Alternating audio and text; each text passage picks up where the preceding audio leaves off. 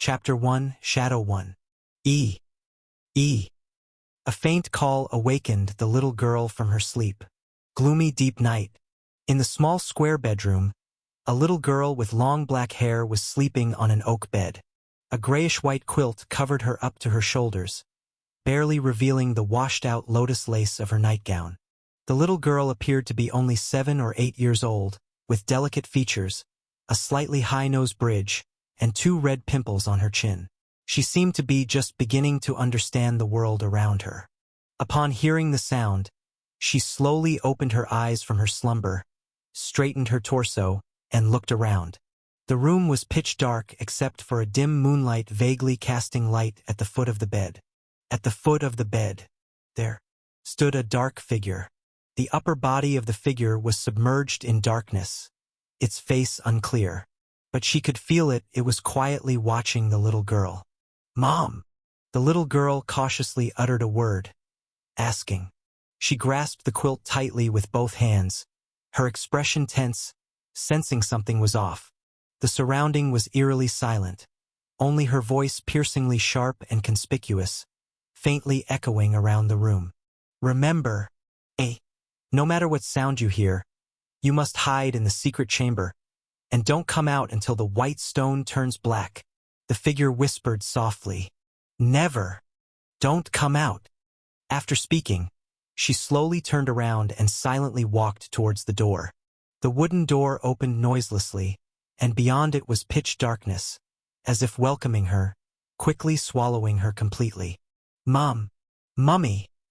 The little girl seemed to sense something, fiercely threw off the quilt, and got up wanting to chase. Bang!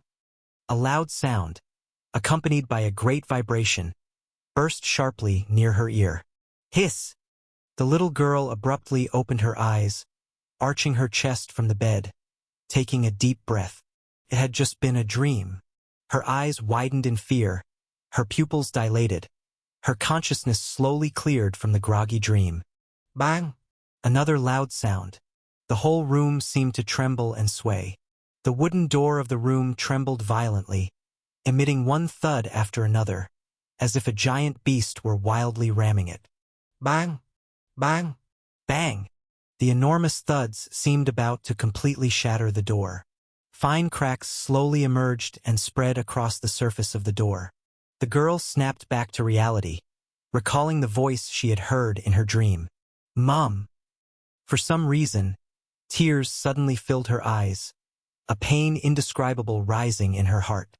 But hearing the loud noise and recalling the words, she quickly threw off the quilt, jumped down from the bed, and glanced at the wooden door. Crack! The wooden door suddenly broke open, and shards of wood splintered inward, scattering on the brown earth floor. The girl's body shivered, her heart thumping wildly, her face pale as she quickly bent down and crawled under the bed. She crawled a few times under there, found a hidden black mud board, grabbed the handle, and laboriously pulled it open. Under the mud board was a small square space just large enough for her to curl up in. Within the space, the walls were embedded with white stones of various sizes. The stones were irregularly shaped, but they all had one thing in common. A complex red symbol was engraved on each surface. The girl hurriedly crawled in, covered the mud board above her head, and as darkness enveloped her, she shivered and hid in the small space, curling up tightly and listening to the noises outside. Strangely, as soon as she hid, the thudding outside completely ceased. It was as if all she had heard was an illusion. Silence. No sound at all. The only thing audible was her own breathing. The little girl tightly covered her mouth, afraid that her breathing was too loud and might alert something outside. The immense fear and tension slowly wore down her frail body. As time passed, slowly the girl fell into a daze. She didn't know how long it had been. An hour or maybe 2. A familiar calling voice woke the girl from her slumber. She moved her body, seemingly trying to make herself more comfortable. Where are you?" "Mommy's back." The voice outside was again faintly heard, gentle and familiar. The terror in the girl's heart seemed to have lessened a lot after her sleep. Hearing the sound, she quickly moved, wanting to go out. But suddenly she remembered something, glanced at the white stones embedded in the wall, and through the tiny light coming from the air holes in the mud board, she noticed they hadn't turned black. According to her mother, it would only be completely safe when the white stones turned black. The girl's initial desire to go out abruptly halted. It's daytime outside now, it's safe. You can come out. The voice spoke again. Don't worry, with the light, those things won't dare come in. Mommy's here, you can come out. The girl calculated the time, usually around this time, Mom should be coming back. Every time she hid in this small space and slept, she would see her mom when she came out. This time it should be no exception. As for the white stones embedded in the wall, perhaps it was just that too much time had passed, and during the day the stones remained white. The girl thought for a moment. Then, she looked up again and peered outside through the ventilation hole in the mud board. She saw a faint white light indeed outside. The dawn broke. Finally, she felt relieved. Here I come, she responded. Mom, I'm here. She started to move her body, reaching upwards with her small hands to push the mud board above her head. Soon, she pushed open the mud board, struggled to pull her head out of the small space, and returned under the bed. Then she looked outside. Outside, it was still dark. Wasn't it supposed to be daylight? The little girl's scalp tingled instantly. Realizing something was wrong, she clenched her teeth and quickly squatted down, trying to shrink back into the small space. Pat, pat. Suddenly, a pair of pale feet wearing her mother's cloth shoes approached the bed and stopped. Hey, my dear daughter, where are you?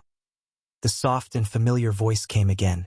The little girl dared not make a sound, covering her mouth tightly as tears streamed down her face. But she dare not move.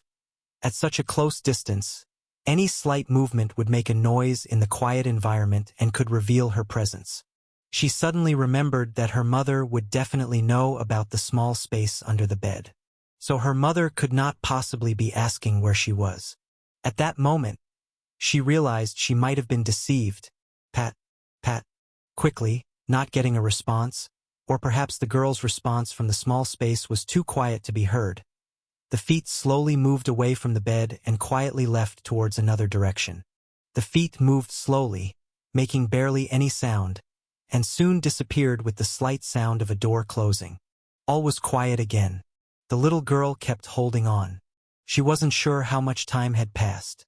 After hearing no sound for a while, she slowly exhaled and relaxed, retracting back downward. The prolonged tension had left her body weak, a ringing in her ears, and her vision slightly blurred. At this point, she couldn't hold on any longer and leaned against the inner wall of the small space, breathing heavily. Once she was sure the danger was gone, the little girl waited a bit longer to confirm that there truly wasn't any noise before she laboriously crawled out of the small space, inching her way out from under the bed. Thump! Suddenly, she bumped her shoulder against something. The little girl stiffened immediately, a bad feeling washing over her. She slowly raised her head, looking toward the upper right. A woman in a ragged white dress with long hair was sitting quietly on her wooden bed, her left leg hanging down right over her shoulder. The woman's long hair hid her face as she looked down at her. Through the slight refraction of moonlight, she could see the woman's pale lips marked by decay. Who? The woman's decayed face suddenly came close, enlarging. Asterisk, asterisk, asterisk. This time she didn't die. In the darkness, a muddled voice came through. It seemed to be a woman. She's still alive, just injured, very weak. Not to criticize you, but you always bring people back from the woods outside. We don't have much to eat here, and you have to take care of a sick person too. The woman was speaking. No, it's okay. Mom told me. Another voice stuttered gravely in response. Stop talking about your mom. Listening to you talk is exhausting. All right, I've stitched up your wound. Just make sure not to get it wet or infected. I'm leaving now. The woman seemed to be packing up. Okay. Thank you. The stuttering girl let out a silly giggle, akin to inhaling air. Don't mention it. If it gets too much, remember to drag him outside and leave him by the door. He should be gone by morning, the woman said helplessly. Thank. Only you. Help. The girl gratefully spoke. That's the world for you. Everyone is struggling to survive. No one has the energy to care for others. It's just you. Anyone else would probably have thrown him back out into the wild by now, the woman commented. Yu Hong slowly gathered his strength in the darkness, strained to open his eyes. He saw a shabbily dressed small girl, talking with a middle-aged woman with yellow skin. The yellow-skinned woman was wearing glasses and a grayish-white long-sleeve dress, stained with various marks. All he remembered was that he was tired from work, came home, went straight to sleep, and then suddenly woke to some noise in the middle of the night, followed by a pain in his forehead, then knew nothing else. Here is... He tried to speak, but his throat felt like it was being cut, making it impossible to make a sound. Only raspy breaths escaped. At the same time, he could feel his forehead burning, his body overheated, and his eyes crammed with dry, hard eye crust. It was an inflammation, definitely somewhere in his body, possibly his throat. Medicine! The girl's voice reached him again. After a clear door closing sound, everything quieted down. The dirty girl struggled to move, retrieving a black metal box from a corner of the room. Medicine can make better. She approached Yu Hong with the medicine. With a click, she opened the lid, revealing a lot of black charcoal inside, and within it, wrapped in paper, were 3 pale yellow capsules. However, the capsules showed fine mold spots on their surface, with light blue and green fungal fluff visible. This medicine, it can't be used, right? Yu Hong's expression stiffened as he looked at her. Now somewhat more lucid, his throat seemed much better, and he could speak more smoothly, though it still hurt. And moreover, what is this medicine? How can you give it to me without knowing what's wrong with me or what disease I have? It won't cure me. First, tell me, who are you? Where am I? And what exactly is going on? The girl holding the medicine looked confused. She opened her mouth, stammering and anxious, yet unable to make a sound. Now closer, Yu Hong could clearly see her appearance. Her skin was dark, covered with patches of dark yellow stains. She wore many layers of clothing from different seasons, her collar grimy and stained, and a strong odor of sweat emanated from her. She looked like a beggar. Perhaps many beggars were even cleaner than her. From a distance, she resembled a mobile cart of black clothes. Upon closer inspection, the girl's body was slightly deformed, her leg was lame, and there was a large tumor on the back of her right shoulder, its outline visible through her clothes. She was under 1.5 meters tall, short and dirty, and moved slowly. But those eyes, they were like clear gems, with very few impurities. Chapter 2, Shadow 2. Facing Yu Hong's questions, the girl couldn't react at all. She didn't know which question to answer first. She stood there dumbfounded, the medicine box in her hand trembling violently, as if the medicine would fall out at any moment. Crack. The door was pushed open again from the outside.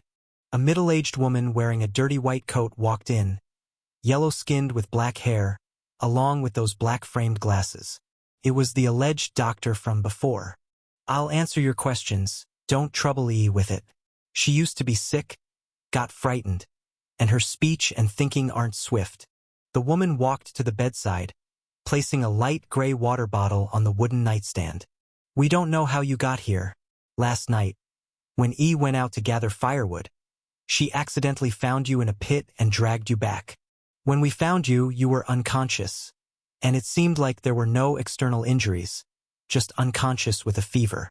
E fed you quite a bit of filtered water, and you woke up after a night. At this point, the woman sighed. Now, let's talk about this place. This is Baichio village, surrounded by deep mountains, and the only connection to the outside is an old road to the west. She paused. I am the village doctor, last name Su. She is Lin Yi, an orphan living here alone. There's nothing else important to say, that's all. Your turn. Who are you? How did you get here? And why did you come? Dr. Su. Can I call you that? Yu Hong sorted out the situation, enduring the pain in his throat, and spoke in a low tone. Seeing her nod, he continued. I'm Yu Hong. I was just sleeping at home, and then he detailed his previous experiences. I don't know how I came here. He raised his hand with difficulty, covering his forehead. How old are you? Dr. Su suddenly asked. 27. Yuhong répondait réflexively. That's enough.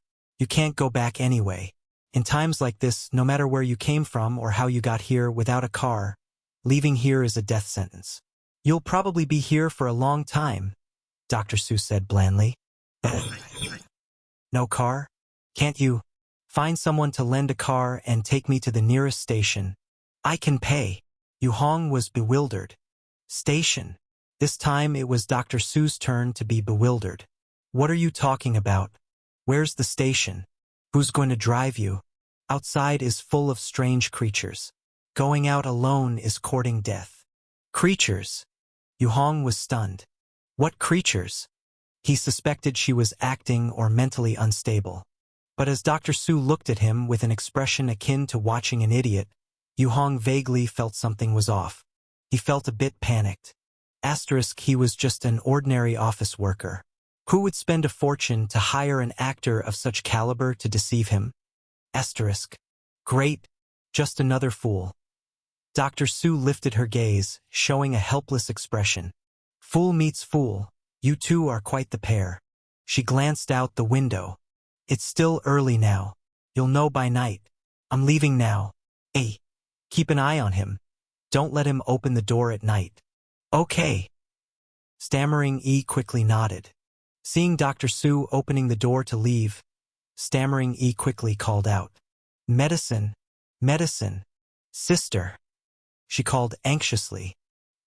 Dr. Su heard her and looked back at Yu Hong, understanding. She pulled a mercury thermometer from her pocket and shoved it into Yu Hong's mouth. Take your temperature. After a while, she removed the thermometer and glanced at it. 38.5, you won't die.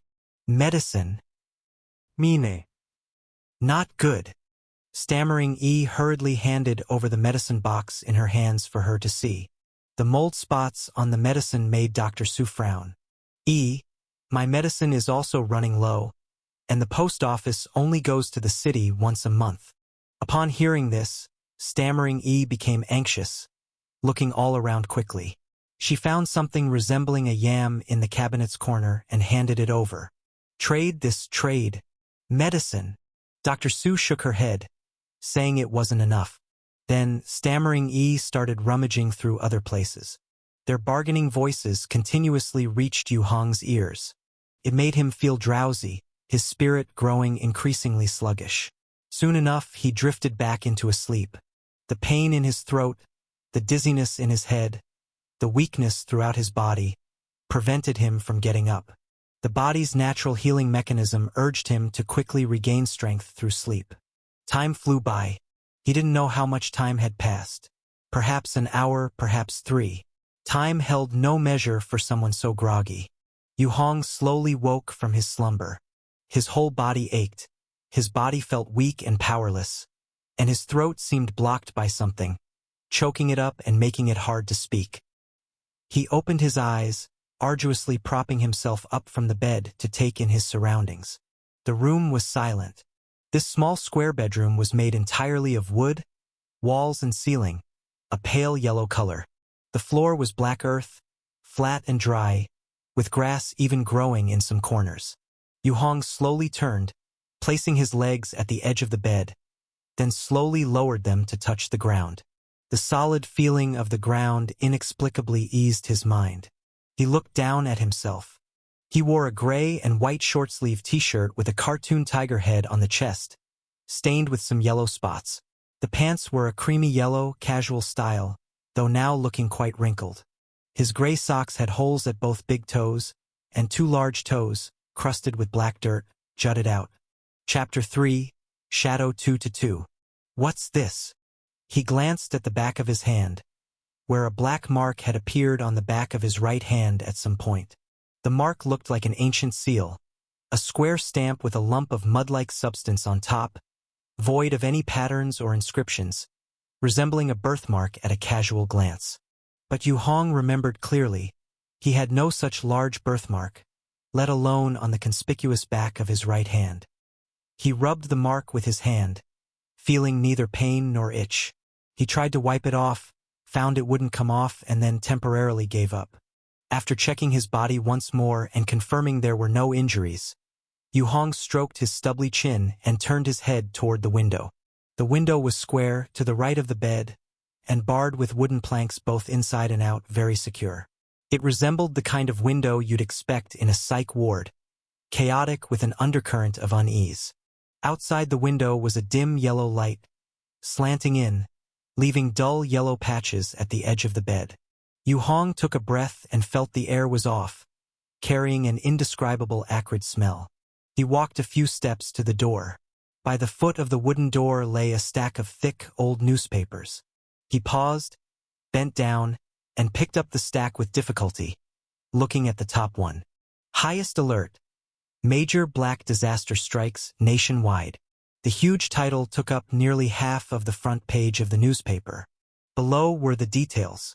The continuous occurrence of the black disaster, the helplessness of the response departments, and the great threat to the safety of people's lives have led to the urgent establishment of the Emergency Management Department by the National Disaster Prevention Committee to initiate rapid response in regions severely affected by the black disaster, and to organize rescue operations with all efforts.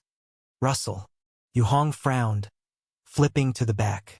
A photo of a busy rescue scene in a disaster area unfolded before him. It was a gray, dusty ruin of buildings, where people in heavy protective suits were carrying stretchers, lifting charred bodies one after another. Black disaster?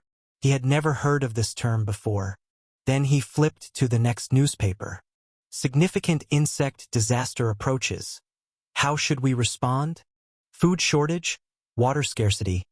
National rescue teams go all out to save tens of thousands from peril. Suspected biochemical agent leak. Guan City area urgently sealed off with vehicle barrier. Expert advice on dealing with black disaster blood ticks. The First Hope City officially completed. 10,000 residents move in. As the sound of the flipping papers continued, Yu Hong's expression grew increasingly stern. Beyond the oddness of these headlines, there was a critical point. He suddenly realized. These newspapers were not in any language he had learned before. Not in Chinese, not English, not French, Spanish, Russian, and so on. They were in a completely unfamiliar, different language. Damn it! Yu Hong put down the newspapers, looking at the date. January 3rd, 2020. An unfamiliar language and script, yet he could understand. This strange sensation brought a feeling of discomfort rising in his heart. Returning the newspapers to their place, Yu Hong glanced at the door in front of him. The door was gray-black, with one large and one small decorative square pattern up and down. The doorknob was white, with some of the paint chipped off, revealing the black metal beneath. He reached out to grasp the handle, the cold, solid feel of it giving him a jolt, and then he gently twisted it. Click. The door opened. Outside was a gray stone staircase with 3 steps. Beyond that, a broken gravel path. Across the path was a small, dark flat house with its door open. Gray walls, rotten black tiles. The flat house was just over 3 meters high, with incomprehensible red slogans painted on the external walls, blurred beyond recognition. The slanted tiles retained stones and yellowed leaves, making a faint rustling noise as the wind blew. Yu Hong stepped out only to realize he was shoeless, clad only in tattered gray socks. Walking on the gravelly ground was uncomfortable, poking at his feet. He simply stood still where he was, looking around. The broken stone path outside the door was flanked by a succession of stone wall tile houses. These tile houses were very dilapidated, their walls full of mold and stains, and some even had red slogans written on them, like "A happy life, blessed and peaceful," "One person insured, the whole family safe," "Fire prevention," "Pest control," "Moisture-proof." The broken stone path was somewhat gloomy, sunlight obstructed by the houses, with just little bits slanting through doors and windows. This was also because the houses were relatively low. He scanned the area. One by one, the row of tile houses stood like a line of people, similar in height, battered and in disrepair, with wind whistling through their doors and windows. Their dark wooden doors were mostly wide open, with no one inside, only the whooshing sound of the wind. He looked up, turning to face the house he was in. Indeed, the place he was staying in, though also a tile house, was different from the others. Outside the doors and windows, thick black and yellow wooden bars were nailed in place, gaps stuffed with heavy cloth, and the threshold of the doorway was higher than those of the other houses. This place. A nameless sense of foreboding rose in Yu Hong's heart. Click. Suddenly, from a distance on the right side, a faint clicking sound was heard. It seemed like shoes pressing on the gravel. He quickly looked in the direction of the sound. He saw inside one of the houses on the right side of the road, through an open door, a vague figure in white, standing in the shadows, looking at him. From afar, he thought he saw the figure smiling at him. Smile my ass. Yu Hong's eyebrows furrowed, ignoring the other person. Although he really wanted to find someone to ask about the situation, there was something off about the figure's demeanor. It made him feel uneasy. So he planned to look for someone else. Turning his head, he stopped looking in that direction and instead scanned the other tile houses one by one, trying to find someone else. Unfortunately, after a full sweep, he found no one else. So he could only turn back, looking in the direction of the figure in white. But this glance made his heart sink. The figure in white was no longer in the same room as before. Instead, the figure had appeared in another house much closer to him, standing in the shadow of the door, smiling at him. In just a mere 10 seconds or so, the figure had moved at least tens of meters closer. The strangest thing was that even though it had moved so much closer, he still couldn't see the figure's face, barely making out a smile, very pale skin, a man. He hadn't heard any sound of running footsteps. How had this person crossed such a distance in an instant? Yu Hong's heart began to grow hairy. He took a deep breath, swiftly turned his head to look in another direction, and then quickly looked back at the figure in white. Just a second passed. Yet, in that 1 second, the figure in white was no longer in the last room, but had disappeared again, appearing in a house diagonally opposite to him, less than 10 meters away. The figure was still standing still in the shadow of the door, still smiling at him. Damn! Yu Hong was terrified inside, slowly backing away. What was even weirder was that at such a close distance, not being nearsighted, he still couldn't clearly see the figure's detailed features. Recalling what had just happened, he dared not blink at all, only slowly retreating. Then, moving back inside, he kept his gaze fixed on the figure, while he slowly closed the door. Gently, the door was left only a hand's width open. Yu Hong forced himself not to blink, but his eyes were increasingly sore and uncomfortable, tears starting to accumulate at the corners, more and more. He was about to give in. Chapter 4. Danger Zone Silver's Gratitudes. Snap. Finally, the door was completely closed. Yu Hong let out a heavy breath. What the hell is this place? He locked the door and stood up straight, but suddenly thought of that stammering E from before. This place looked so strange in every way. That stammering E seemed to be a good person, but how did she survive here? He took 2 steps back and exhaled deeply. Poof! Suddenly, he seemed to have bumped into something. Cold and a bit stiff.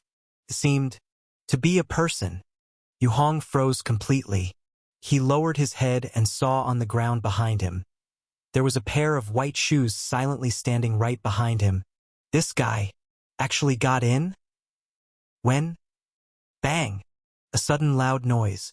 The wooden door was slammed open, and a short figure rushed in, raising their hand to throw out a handful of gray-white material. Ah! At the same time, the sound of stammering E was like a swona breaking the silence, jolting Yu Hong awake from his stiffness. He felt a puff of gray-white shadow brush past his cheek and hit the white figure behind him. Poof, poof, poof, poof. A sound like fabric being struck rang out, but with the sound, Yu Hong relaxed all over, stumbling forward a few steps, almost falling. He was already physically weak, totally exhausted. At this moment, scared and emotionally swung like a pendulum, his physical and mental energy drained even more. After walking a few steps, his legs suddenly went weak, and he fell to the ground. He turned over on the ground and saw Stammering E rushing in, holding a thick wooden stick, hitting hard on the white figure. But more bizarrely, the white figure deflated like a leaking balloon, with a poof, and quickly burst like foam, becoming broken cloth and disappearing completely. The shreds hadn't even hit the ground before they shattered again, fading away, leaving nothing behind. As if everything that just happened was an illusion. Huff huff. Stammering E panted heavily, set down the thick-armed stick in her hands, her face flushed, veins bulging on her face and hands. The fine beads of sweat were clearly visible even in the dim light. Human, illusory, denned, grr. Outside. Less. Out. She turned to look at Yu Hong, saying seriously. Yu Hong unconsciously nodded. Only now did he feel a burning pain on his back, as if a layer of skin had been scraped away. Rolling over on the ground, he suddenly discovered a few traces of blood staining the place where his back had touched. Seeing this, Stammering E hurriedly stepped forward to help him up. The two of them exerted force together, and Stammering E's strength suddenly manifested. She actually had more strength than a grown man like Yu Hong, and by quite a bit. She dragged Yu Hong up, turned him around against the door frame, and took off his shirt. Then she somehow found a jar of something and applied it to his back. Soon, a rough pain spread from his back.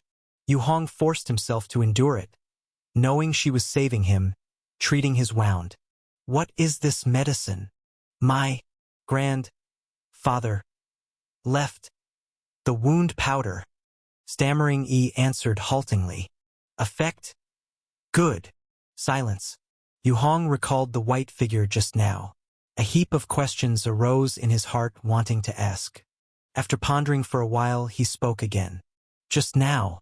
That person in white, what was it? A shadow. Stammering E answered. A shadow? Was he human? Yu Hong asked again. Don't know. Yu Hong felt as if his years of materialistic beliefs were about to collapse, especially since the figure disappeared into thin air right in front of him. That scene left him feeling indescribably fake and unreal. He thought for a while until the light outside the window grew dimmer. Then he spoke. So, was that person in white a ghost? No, it isn't. Stammering E answered. Newspaper has. Talking really took effort for her, so she paused the wound treatment, bent down to pick up the newspaper, rustled through it to find a page and handed it to Yu Hong. Yu Hong took it only to see that the headline read, "A major breakthrough in the shadow experiment." Below was the detailed content. According to the public announcement by the Human Joint Research Institute, the shadow is closely related to the blood tide, but after careful analysis, the experimental content announced by the Institute showed that the shadow itself does not possess any memory. They only have the human form of their past lives but lack corresponding memories and emotions, merely instinctively hunting any living beings that approach and notice them, primarily those of the same kind.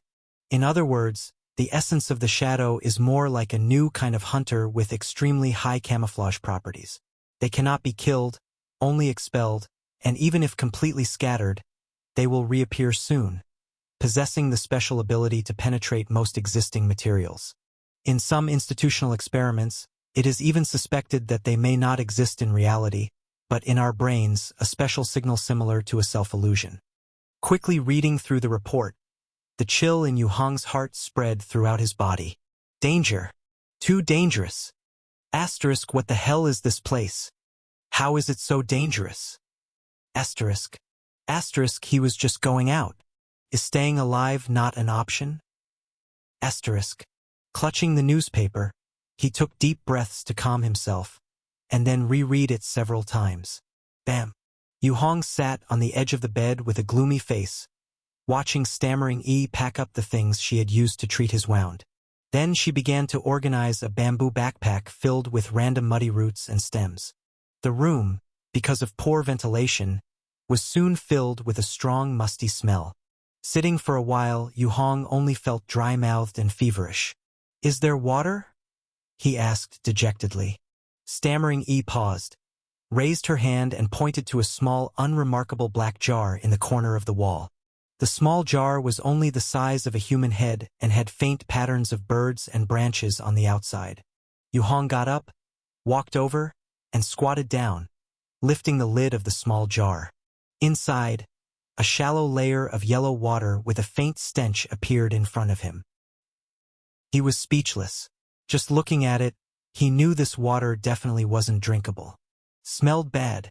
Suddenly, a black metal thing resembling a teapot was handed from the side. It was Stammering Yi. She shook the teapot. "Fill. Tur." She made a motion of scooping water and slowly pouring it into the top of the teapot. Only then did Yu Hong notice that there was something like a filter at the top of the teapot. He remained silent, took the teapot, found a ladle at the side of the water jar, and began scooping water into it, bit by bit. After much effort, he filtered one ladle of water. He took the teapot, found a wooden cup, and poured the ladle of filtered water into it. Sizzle. A stream of clear water with a slightly foul smell trickled down, filling a third of the cup, then stopping. Yu Hong looked at the foul water. Even though it was filtered, it still looked unappealing. He didn't want to drink it, but his body was severely dehydrated, and he understood that being sick and injured, if he stayed dehydrated, he'd be finished. Just as he hesitated, Stammering Yi snatched the cup from his hand and drank it all in one gulp. Clink. She set the cup on the edge of the small jar with a clattering sound. "Drink? It's fine." Yu Hong paused, then stepped forward to scoop water again, filtering another cup, and then, holding the cup, suspended his hand in midair. He paused, raised the cup to drink, but then slowly put it down, then raised it to drink again, quickly put it down again. Stammering Yi's eyeballs followed his hand up and down, a bit confused. After repeating several times, Yu Hong took a deep breath, gripping the cup tightly, his face growing paler. Thinking to himself, couldn't this water be a bit cleaner? He was worried that before replenishing his water, he might encounter a problem. Stammering Yi drank it and was fine, but that didn't mean he wouldn't have any issues. The difference in constitution between people could sometimes be much greater than imagined. Reinforce the cup or not? Suddenly, a faint sound reached his ears. Slam, the cup was placed on a side wooden table. Yu Hong's face slightly changed, looking around but only saw Stammering Yi standing there blankly, looking at him. Reinforce the cup or not? The sound echoed again. Yu Hong looked around everywhere but couldn't find anyone speaking, so he focused his gaze on the wooden cup on the table. Soon, a faint number appeared on the cup's surface. 3 days. Nothing else. Yu Hong's face changed instantly, first wondering if he was seeing things. But after blinking several times, he found the number still there. Suddenly, he seemed to think of something, lowered his head to look at the back of his right hand. The black mark. Sure enough, the mark was the size of an egg, with the black area shimmering like waves. This thing is the culprit. Yu Hong instantly understood. His eyes were aflame, his heart churned, standing in place. His mind was flooded with a torrent of thoughts. But soon, he remembered that Stammering Yi was still beside him. He hurriedly raised his hand, showing the mark on his hand to Stammering Yi. "Can you see anything on my hand?" Stammering Yi shook her head with a confused look. "There's nothing." Yu Hong lowered his hand, glanced again at the cup, confirming the number was still there, had some guesses forming in his mind. Under Stammering Yi's bewildered gaze, he turned and walked to another part of the room. The room wasn't big, with only a few furnishings. A wardrobe, a table serving as both dining table and desk, 2 bedside tables, an old vanity mirror, 2 stools. Besides these, there was a pile of miscellaneous items in the corner, with the small water jar placed there as well. He paced around and finally stopped in front of the wooden door of the room. Reaching out, he placed his hand on the door. Recalling the previous process, he felt the idea rise again in his heart. Couldn't this door be stronger? Hiss. Suddenly, as if a thin thread shot out from the mark on the back of his hand, threading into the wooden door. Soon, a black number appeared on the door. 16 days. Reinforce the wooden door or not? The faint voice echoed again. Indistinguishable in gender, emotionless, just like a mechanical sound. Yu Hong looked at the number, vaguely understanding something. This number might be the time needed for reinforcement, so what will the door look like after being reinforced? He withdrew his hand, glanced at the cup again, and the number on the cup had disappeared. Moreover, through what method does this reinforcement occur? Will it make a lot of noise? Is it possible to keep reinforcing? And are there any limitations? One question after another emerged from his heart. What are you doing? Stammering Yi couldn't help but ask. I just felt dizzy. Got a nerve in my brain. A bit chaotic. Yu Hong sighed, not mentioning the numbers or the black mark. Before clarifying the situation, he didn't plan on revealing it to anyone. The most urgent thing is to find something to test the black mark's reinforcement effect. The wooden door takes too long, and there is no guarantee of noise. Yu Hong circled around again, soon locking his eyes on a small, inconspicuous object, the little white stone that Stammering Yi had thrown before. Chapter 5. Danger Zone Silver's Gratitudes. This stone could hurt that white-clad shadow. It was likely some sort of special item. Being small, even if it made a bit of a commotion, it wouldn't be easily noticed. Moreover, if it could truly be strengthened, the power of the white stone would be greater, making it much safer to deal with that previous shadow. Thinking of this, he picked up a piece of the white stone and looked at Stammering Yi. Could I have one? Thank you for saving me earlier. I will return the favor, he said seriously. Stammering Yi shook her head. This is already useless, she explained. If you want, take it. Yu Hong nodded and picked up the white stone to have a look. The stone was only the size of a thumbnail. On its surface, there was a dark red complex symbol that appeared to be some sort of religious talisman. At this moment, 1/3 of the stone had turned black for reasons unknown. The stone felt icy and cool to the touch, like touching a block of ice, chilling to the bone. Soon, a number appeared on the surface of the stone. 3 days. Quickly, a thought emerged, and the black mark seemed to have felt it, quickly transmitting a voice. Strengthen the target? Yu Hong put the white stone into his pants pocket. He tried to respond in his mind, yes. As soon as he confirmed his answer, the black mark on the back of his hand lightly burned and then calmed down. Immediately after, the white stone in his pocket also heated up and then returned to normal. Stammering Yi didn't react at all to the white stone's movement. Are you okay? Stammering Yi curiously looked at him and asked. Soon, the sky is getting dark. We must prepare. She stammered. Prepare for what? Yu Hong asked. Having just been through intense emotions and physical exhaustion, his already weak body was returning to its normal state as the adrenaline subsided. He was still in a state of inflammation and illness. Just now, he had only temporarily needed energy and spirit to deal with danger. Now that the danger had passed, his body was beginning to fight against viruses and bacteria again. The immune system started to multiply immune cells rapidly, and his body temperature began to rise again. Night, monsters, Danger. Stammering Yi replied. As she spoke, she glanced at the window, where the light between the cracks outside was growing darker and darker. That darkness was somewhat unnatural, a little too fast. It was quick enough that Yu Hong could feel the light dimming with the naked eye. This strange phenomenon made a sense of anxiety and crisis rise within him. Thump thump, ding dong tonk. Stammering Yi, from somewhere, produced a hammer and began banging around the edges of doors and windows, seemingly reinforcing and checking the surroundings. The front door had been secured from the inside with thick chains and 3 horizontal bars. Each bar was about as thick as an arm. The contact surfaces between the bars and the door panels had been worn smooth, indicating that this wasn't the first time. Darkness deepened, darkening more and more. Yu Hong stood dazed in the house for a moment, then quickly snapped out of it and tried to help check the gaps for safety issues.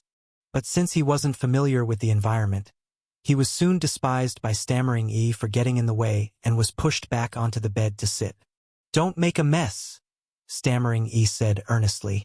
After speaking, she crawled under the bed again and brought out a large bag of black sacks. Opening the bags revealed they were full of densely packed white stones. She started pulling out a red pen, taking each white stone, and carefully writing red symbols on them. So all these red symbols were drawn by her? Yu Hong watched this scene, his expression transfixed. Suddenly, a faint, sharp, opera-like woman's voice came from outside the house. The voice fluctuated in pitch, strange and melodious, like crying, yet like performing, with a sense of being half real and half illusory. Click. Clearly, Stammering Yi heard the sound too. She swiftly grabbed a few white stones and shoved them at Yu Hong, then took a yellow candle from the corner of the room, lighting it with a magnesium-like stick, and then held the candle, nervously watching the doors and windows. Yu Hong stood behind her and noticed the candle was extremely large, as thick as an egg. "It's coming," Stammering Yi suddenly said. At this point, Yu Hong also noticed the light outside the window had completely disappeared. Only a solid blackness remained, seeping in from outside. Was it night already? How did it happen so quickly? He wanted to speak, but suddenly a dizziness erupted in his mind, continuously impacting his consciousness. His body grew hotter, and he felt like he might have a fever, with his throat becoming increasingly sore. He needed to drink water and take medicine, fever reducers, otherwise the situation might not be good. He understood his condition, having felt the same when seriously sick with a cold and fever before. Moreover, last time he had a fever of 39 degrees, it wasn't as weak as this. It was likely due to excessive prior shock. Sitting on the edge of the bed, he tried hard to grip the white stone, his eyes wide open, anxiously watching the door and windows. In the room, the two of them remained quiet, waiting. For a moment, the only sounds in the air were their breathing and heartbeats. This state did not last long. Click. Finally, a slight noise came from outside the door. "It's coming," Stammering Yi shouted. Her body tensed up, her arm muscles clearly defined, and she raised the thick candle high in her right hand, casting a disk of light to cover as much of the room as possible. Yu Hong stood tensely watching right behind her. He wasn't sure what would happen, but based on Stammering Yi's reaction, likely something bad would occur soon. After all, even the previous white shadow hadn't made her so nervous. Soon, their waiting finally bore results. In the darkness, the sound of insects scuttling began to appear outside the door and windows. The sound was extremely sudden and extremely dense, like shifting from a silent void to a noisy desert in an instant.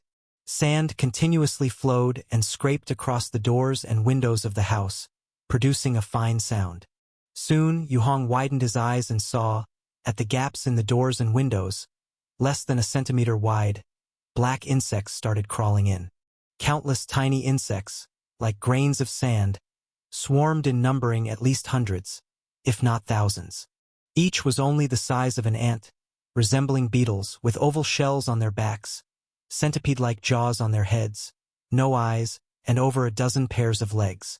Overall, they looked like shortened black millipedes. The dense insects quickly swarmed into the room, producing fine sounds as they crawled, and the vaguely sharp female voice in midair grew increasingly closer and clearer. "Get out!" Stammering Yi shouted, but strangely held the candle still, standing in the center of the room, only yelling. Yu Hong, sitting on the bed, wanted to get up to help, but his weakened body had little strength left. Sweat trickled down his back, but it soon evaporated with his feverish temperature. Watching the black insects constantly crawling in through the gaps, he tensed up and trembled. His mind overflowed with horrific images of insects crawling all over, biting into his flesh. This was an instinctual human fear, impossible to suppress. But just then, the fastest of the black insects crawled into the range of the candlelight.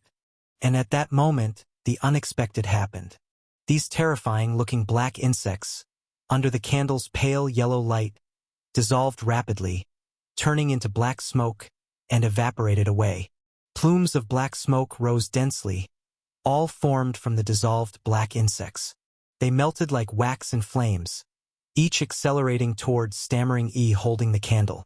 Soon enough, centering on Stammering E, a circular ring of black insects emerged from the door and window gaps, continuously approaching and dissolving, then evaporating.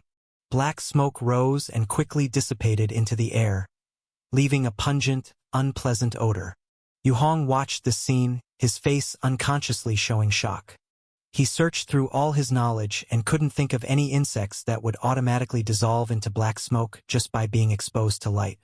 This bizarre scene in front of him entirely shattered all his previous predictions and imagination. Monster. Suddenly, the word that Dr. Su, the older man, had mentioned before resurfaced in his mind. Yes, monster.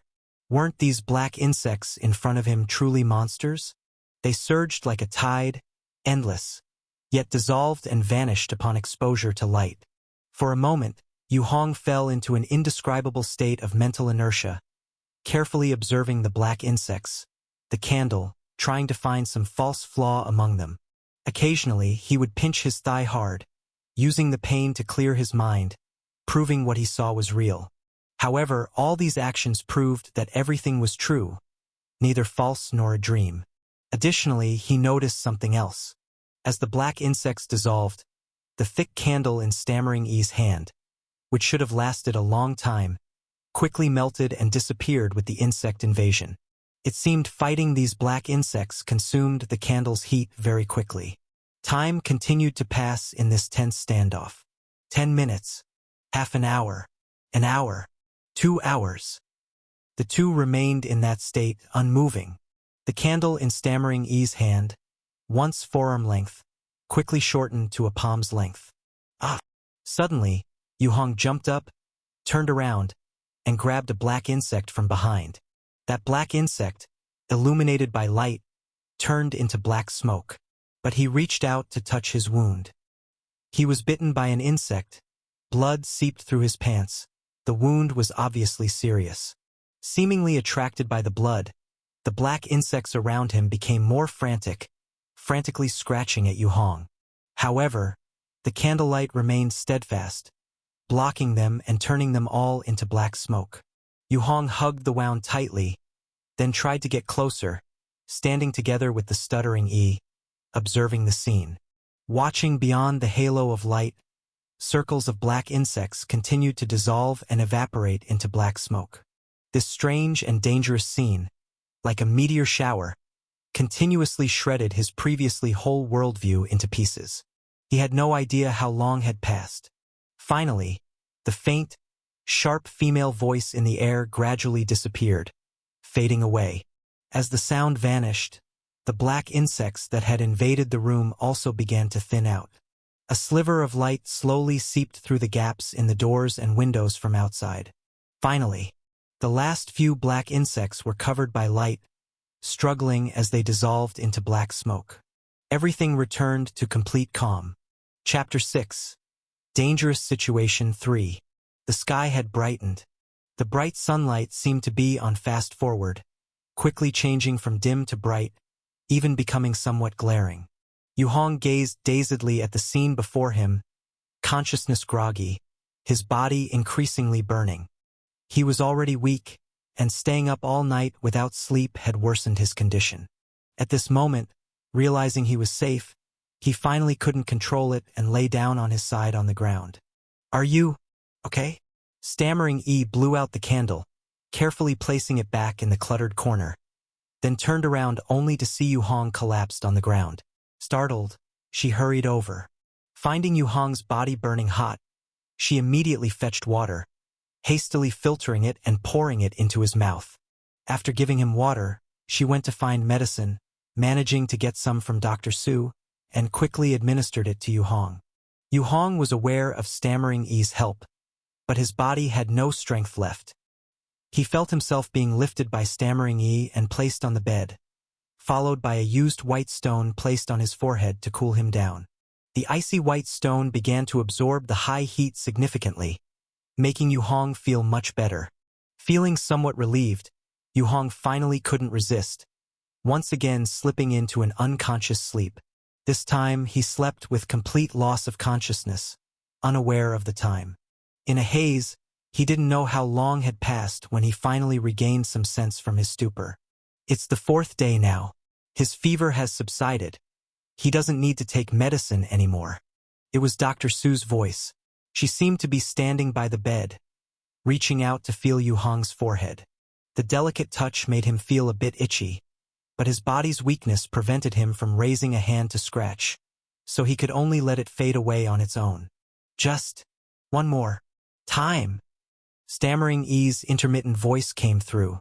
There's no need. You've exchanged everything you could. There's nothing good left to trade. The post office hasn't had new stock for a long time, and I don't have much anti-inflammatory medication left. Dr. Su refused. No. More medicine. Stammering Yi insisted. Back then. For you? Same. Upon hearing this, Dr. Su fell silent for a moment. That's right. If it weren't for you, I would have died by the roadside long ago. My bones probably gnawed clean by monsters. Okay, I'll exchange medicine for you one more time. This is the last time. Okay. I'll give you food. Then there were the rustling sounds. This isn't enough. According to the previous exchange rate, Dr. Su said helplessly. I still have more. Forget it, let it be, since it's the last time. Really, don't save anyone else. We can hardly manage ourselves. Dr. Su sighed. Thanks. Stammering Yi expressed gratitude. All right, I'm leaving. I'm gonna check on old you. Don't see me out. Dr. Su said as her footsteps gradually faded away, followed by the sound of a closing door, and the room became quiet again. Yu Hong weakly opened his eyes, just in time to see Stammering Yi's dirty face. Right beside the bed, holding a wooden bowl with some unidentifiable black mush inside. She took a spoonful of the mush and fed it into Yu Hong's mouth. Yu Hong no longer resisted. He lay there with a blank face, yellowish complexion, drinking the mush that was fed spoon by spoon. The two of them, one feeding and the other drinking, unknowingly finished a whole bowl of mush. Yu Hong licked his lips and, inexplicably, thought that the mush was quite tasty. Is there more?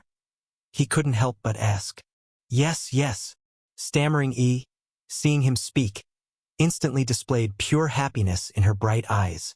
She got up and rummaged around, soon concocting another bowl of black mush, sat by the bed, and fed it to Yu Hong. However, the mush seemed too low in calories, or perhaps Yu Hong hadn't eaten in a long time and was weak, so he still felt a little hungry after finishing. He asked again. Stammering Yi gladly prepared another bowl for him. This time, after feeding, Yu Hong finally felt half full.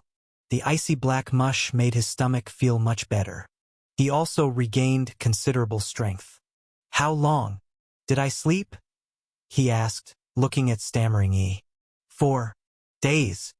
Stammering Yi showed 4 fingers, grinning to reveal a mouth full of yellow teeth. Thank you. Yu Hong looked at her and expressed sincere gratitude. He knew that without her care, he might have died in his stupor. Given the eerie and dangerous environment outside, if there was nobody to look after him here, relying solely on himself, he might not have survived a day. A verbal thank you was too insubstantial for such a favor, but it didn't matter. He would have opportunities to repay her in the future. He didn't believe that, as a sane, healthy man, he would fare worse than Stammering Yi, a disabled girl. No problem. Stammering Yi replied with a smile. She happily stood up, intending to fetch water for Yu Hong, but after scraping the small jar for a long time, she couldn't even fill a small cup. I'll go out to the well to get water. Stammering Yi explained with difficulty as she returned to the bedside. I'll be back soon. You don't open the door window. For anyone who knocks, don't open, Stammering E seriously instructed. Okay, I understand.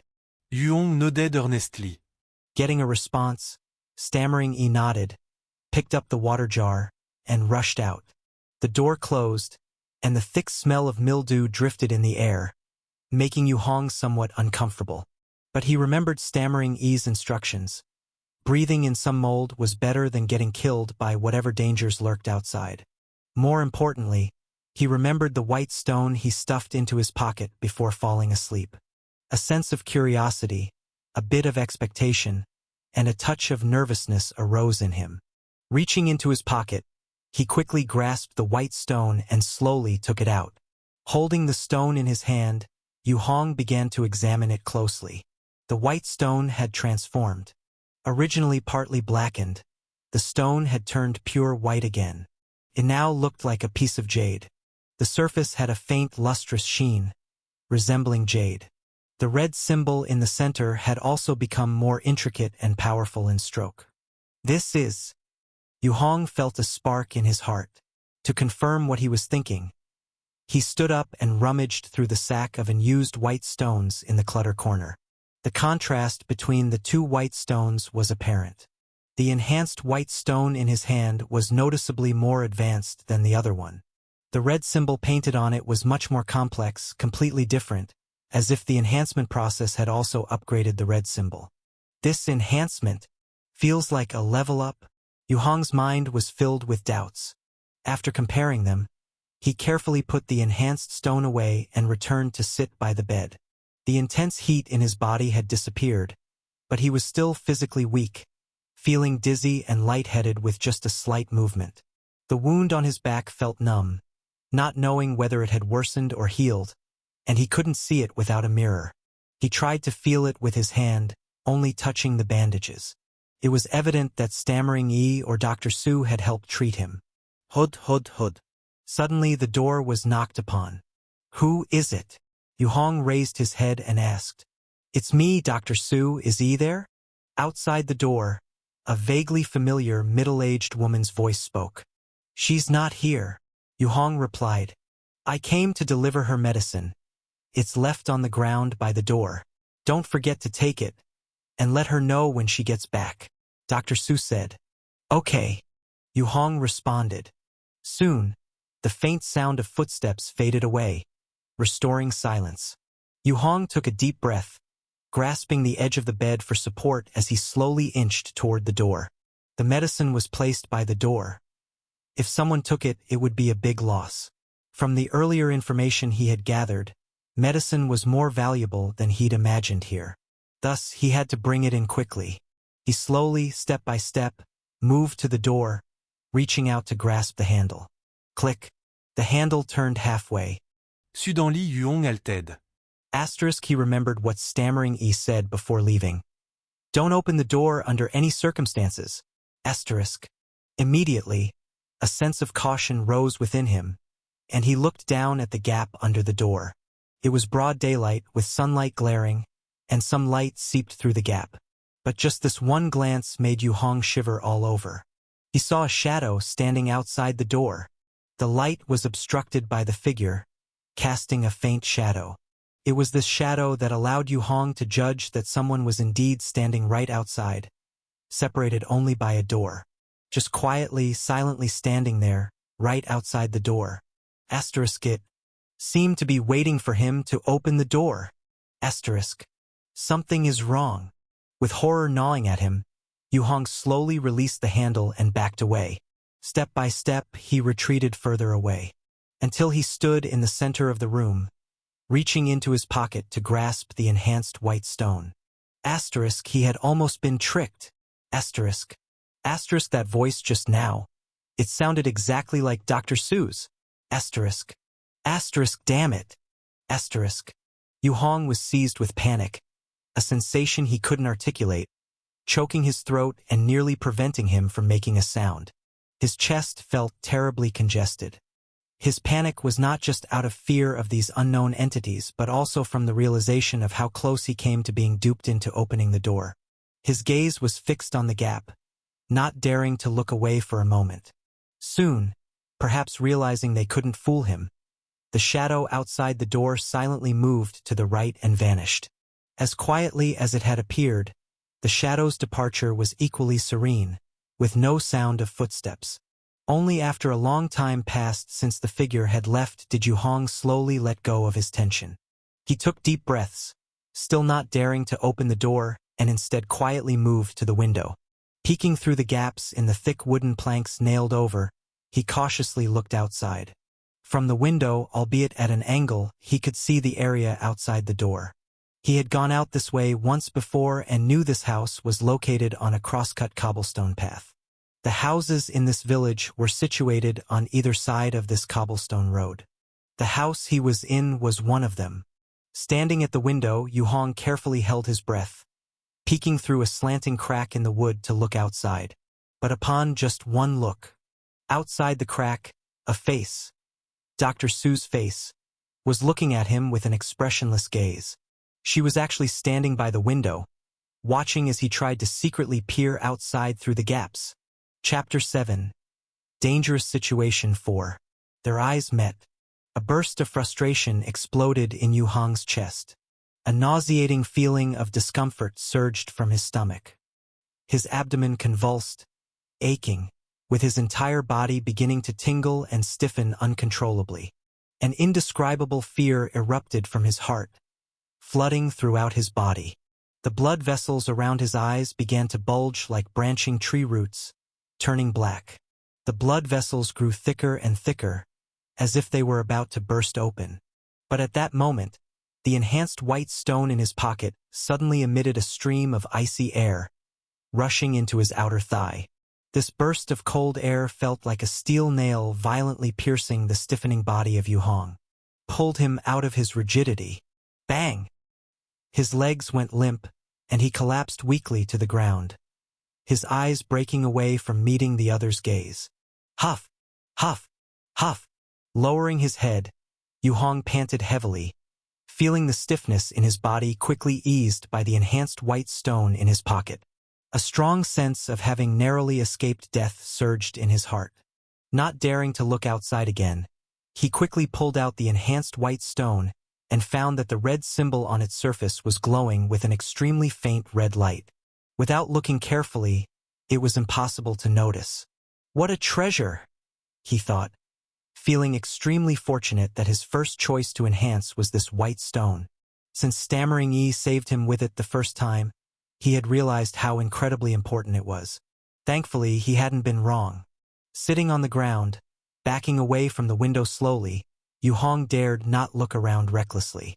Who would have thought that just a glance in this ghostly place could lead to danger? But why? Why didn't Stammering Yi and Dr. Su encounter any danger when they went out? Do they have some other means of defense? Doubt arose in Yu Hong's mind. But soon, the enormous exhaustion made him drowsy again. So weak, this body, clutching the enhanced white stone tightly in his palm, he climbed back into bed, wrapped in the smelly gray-white quilt. After waiting for a while, confirming that whatever was outside the door and window couldn't get in, he relaxed slightly and fell asleep once more. He didn't know how much time passed. Perhaps a few hours or maybe an entire day. When Yu Hong woke again, Stammering Yi was already bustling about in the room. "You're awake." She noticed the movement, quickly turning her head with a happy look at Yu Hong on the bed. "Come, eat." She soon brought over a bowl of black mush, starting to feed Yu Hong. Unconsciously, Yu Hong swallowed the last spoonful of mush, feeling his body much more comfortable. "Is there more?" he asked. Stammering Yi stood up, rummaged around for a while, but this time, it seemed there wasn't any more. She looked for quite some time, but couldn't bring out any more of the black mush. All gone. She soon returned to the bedside, looking a bit disappointed. Yu Hong sat up, slowly got out of bed, and walked to the corner cluttered with things, where he saw a wooden barrel she had been searching. Inside seemed to hold the raw material for that black mush. It was a kind of mixed-colored powder, with a bit of residue left at the bottom of the barrel. He leaned on the edge of the barrel to take a look, There really was no more. Gurgle. Suddenly, a stomach rumble came from behind. It was stammering Yi. She blinked, patting her stomach, grinning foolishly. Yu Hong turned back to look at her. You didn't eat? Hee hee. Forgot. She answered, grinning foolishly. It turned out this girl had given him all the remaining food. Yu Hong felt a bit helpless. He didn't know how this girl had survived in such a dangerous environment until now. He only knew that he felt a bit guilty inside. So what should we do? Where do you get this food from? I'm feeling better now. Maybe I can help you look, he said seriously. No. Worry. Strong. Stammering Yi patted her chest, showing a carefree expression. I helped you. You helped me find my dad and grandpa, she continued, letting words tumble out one by one. So that's why you saved me? Yu Hong understood. If she had a request, at least there was a chance for him to repay her. He didn't like owing people, especially not for a life-saving favor like this. Yes. Stammering Yi nodded earnestly. All right, if I'm capable, I'll definitely help. Yu Hong nodded. Although this environment was terribly dangerous and harsh, the black mark on his hand also gave him a sliver of hope for the future. According to the black mark's power, if everything could be enhanced, then perhaps he could use that to build a safer little house or a base. After personal experience, the doors and windows of this house's defenses couldn't withstand those eerie dangers outside. Whether it was the white-clothed men before, the black bugs, or the unknown horror impersonating Dr. Su just now, none of it could be blocked. By the way, I wanted to ask, when you weren't here earlier, Yu Hong quickly told her what had happened previously. After listening to the description, stammering Yi's expression became grave. It was the shadow, she answered. That was also the shadow? Yu Hong frowned. Let me answer that question. Dr. Su's voice came from outside the door again. Stammering Yi quickly went over, opened the door, happily bringing her in. Dr. Su had changed her outfit, wearing a full-body climbing suit, a camouflage tight fit with a large backpack on her back, indicating she was likely planning to head into the mountains. Entering the room, she scanned her gaze over Yu Hong. In this place, the shadows that frequently appear during the Black Disaster are of two types, one being the white shadow you encountered before, and the second being the disguiser you mentioned earlier. The danger level of the white shadow is manageable. As long as you stare at it carefully without blinking, you can escape safely. Furthermore, the luminous stone can restrain it, temporarily dispersing it. But the disguiser is troublesome. You must stay alert at all times. Never trust any situation outside of what is agreed upon. Dr. Su looked at Yu Hong seriously, adding, Agreement is extremely important here. Agreement. Yu Hong seemed to think of something. Yes. Everyone must make an agreement with their companions before parting ways. When you reunite, what is the code word, under what circumstances you can open doors or windows, etc., all must be agreed upon in advance. Otherwise, the disguiser will exploit the gap, killing one by one. Dr. Su sighed. This is also why the residents of Baiqiu village live alone. Even during the day, the disguiser might still appear to attack. Disguiser. This entirely new concept stirred an understanding in Yu Hong's mind. He realized it might be difficult to return to his former life. Could you take me outside for a look? I want to see if I can go to the city. Yu Hong paused in silence, then spoke. Take a luminous stone, the kind of white stone, and as long as you go out in broad daylight, there's no problem, but you have to control the returning time. Dr. Su answered. Moreover, although the disguiser can appear during the day, generally only those who are physically weak can see it. Those who are healthy and normal cannot see them. Yu Hong immediately understood. Isn't there any way or method to get rid of these monsters? He asked solemnly. No, at any rate, we haven't found any. The government department hasn't either. Dr. Su shook her head. All right, I'm planning to go out with Yi. So if you want to come, you have to hurry. Baiqiu village doesn't keep freeloaders. You've been a burden to Yi for a while now. She seemed quite unhappy with Yu Hong, looking at him with displeased eyes. I remember the life-saving grace, Yu Hong said earnestly. First, learn to live on your own, then talk. Dr. Su scoffed, not bothering to look at Yu Hong, and turned to talk to Stammering Yi about something. Very soon, Stammering Yi began preparing things and equipment for going out. Yu Hong had recovered quite a bit and joined in the tidying. He didn't mention the enhanced white stone, not only because he couldn't explain where it came from, but from the Black Mark's ability, this would definitely become his greatest reliance in the future. He wasn't sure if anyone else had this ability, and with too little information, so gathering intelligence was the most important thing first. This place was too dangerous. Every step had to be taken with cautious care. I'll repay you. With this thought, Yu Hong spoke again, repeating himself.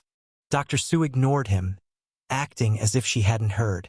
Clearly, she thought if Yu Hong could not be a burden to Stammering Yi, that would already be good enough. Before long, a large cloth bag was packed and placed on the ground. Dr. Su picked it up, gently placing it on Stammering Yi's back. The bag was filled with white stones marked with symbols. First, go to Lao Yu's place to exchange for food, then head to the open pit mine to dig luminous stones, and finally collect pigments. Considering the return time, we must reach Lao Yu within an hour. We can rest overnight at the mine and return after collecting pigments tomorrow. Dr. Su instructed. Is it far? Yu Hong frowned, feeling there might be an issue with his physical condition, not yet fully recovered. You better not come, you can't keep up. Just stroll around nearby and come back. Dr. Su replied coldly. At night, light the candle, hold the luminous stone tightly during the day. Don't open the door for anyone. Don't look outside randomly, and everything should be fine. This will also count as a test for you. If you can't pass, it means you might not be able to adapt to this environment, and you won't live long, best to die early and be free. That seemed a bit too direct. Yu Hong was speechless. Yi has saved many people. I was also saved by her once, but you know those she saved. Dr. Su continued, but Stammering Yi tugged on her sleeve. She realized and immediately stopped. This time, she completely ignored Yu Hong, carrying her things, opening the door and leaving with Stammering Yi. Yu Hong hesitated at the back, brought the house key, and followed them out. He decided he would take a look outside. Regardless, the source of food and drink must be resolved first. He couldn't rely on a disabled little girl to support him forever. And most importantly, only by learning more could he find more effective ways to survive and respond. Click, he stepped out the door, turning back to lock the house. The three formed a line, walking along the gravel path to the left. Outside, the temperature was mild, not too hot or cold, with the sun casting a gentle warmth on them. Among the three, Dr. Su walked in front, followed by Stammering Yi, and lastly Yu Hong. After a few minutes of winding along the gravel path, they reached the village exit. The end of the gravel path connected to a black mud road. The dry black mud road, wide enough for two cars to drive side by side, stretched out. The road was black, winding through the abandoned green fields on either side, stretching far ahead, reaching into the thick, gloomy mountain forest below the mountain. Yu Hong noticed that there were few weeds at the edges of the black mud road, which had two lines of black wooden fences built. Many places in the fences had already rotted away, covered with moss. This is the only old road leading outside. Dr. Su spoke. Follow it straight for about 30 miles on foot, and you'll reach the closest town. But over there might be even more dangerous than here. The more people, the more danger, attracting those dangerous creatures even more. Let's go. She led the way out of the gravel path, stepping onto the black mud road. Chapter 8. Decision 007. The bright golden sunlight spread. Surrounded by the dark green mountain forest, Baiqiu village was like a piece of black chocolate in a green forest cake, abrupt and striking. The entire village sat atop a large gray-white hill, located at the peak of the hill. The village was scattered with more than 30 tile-roofed houses. At this moment, on the western outskirts of the village, there was a pale-faced man wandering slowly, occasionally looking around with a nervous expression. The man wore a gray t-shirt and yellow casual pants, all dirty and full of wrinkles, evidently not washed for a long time.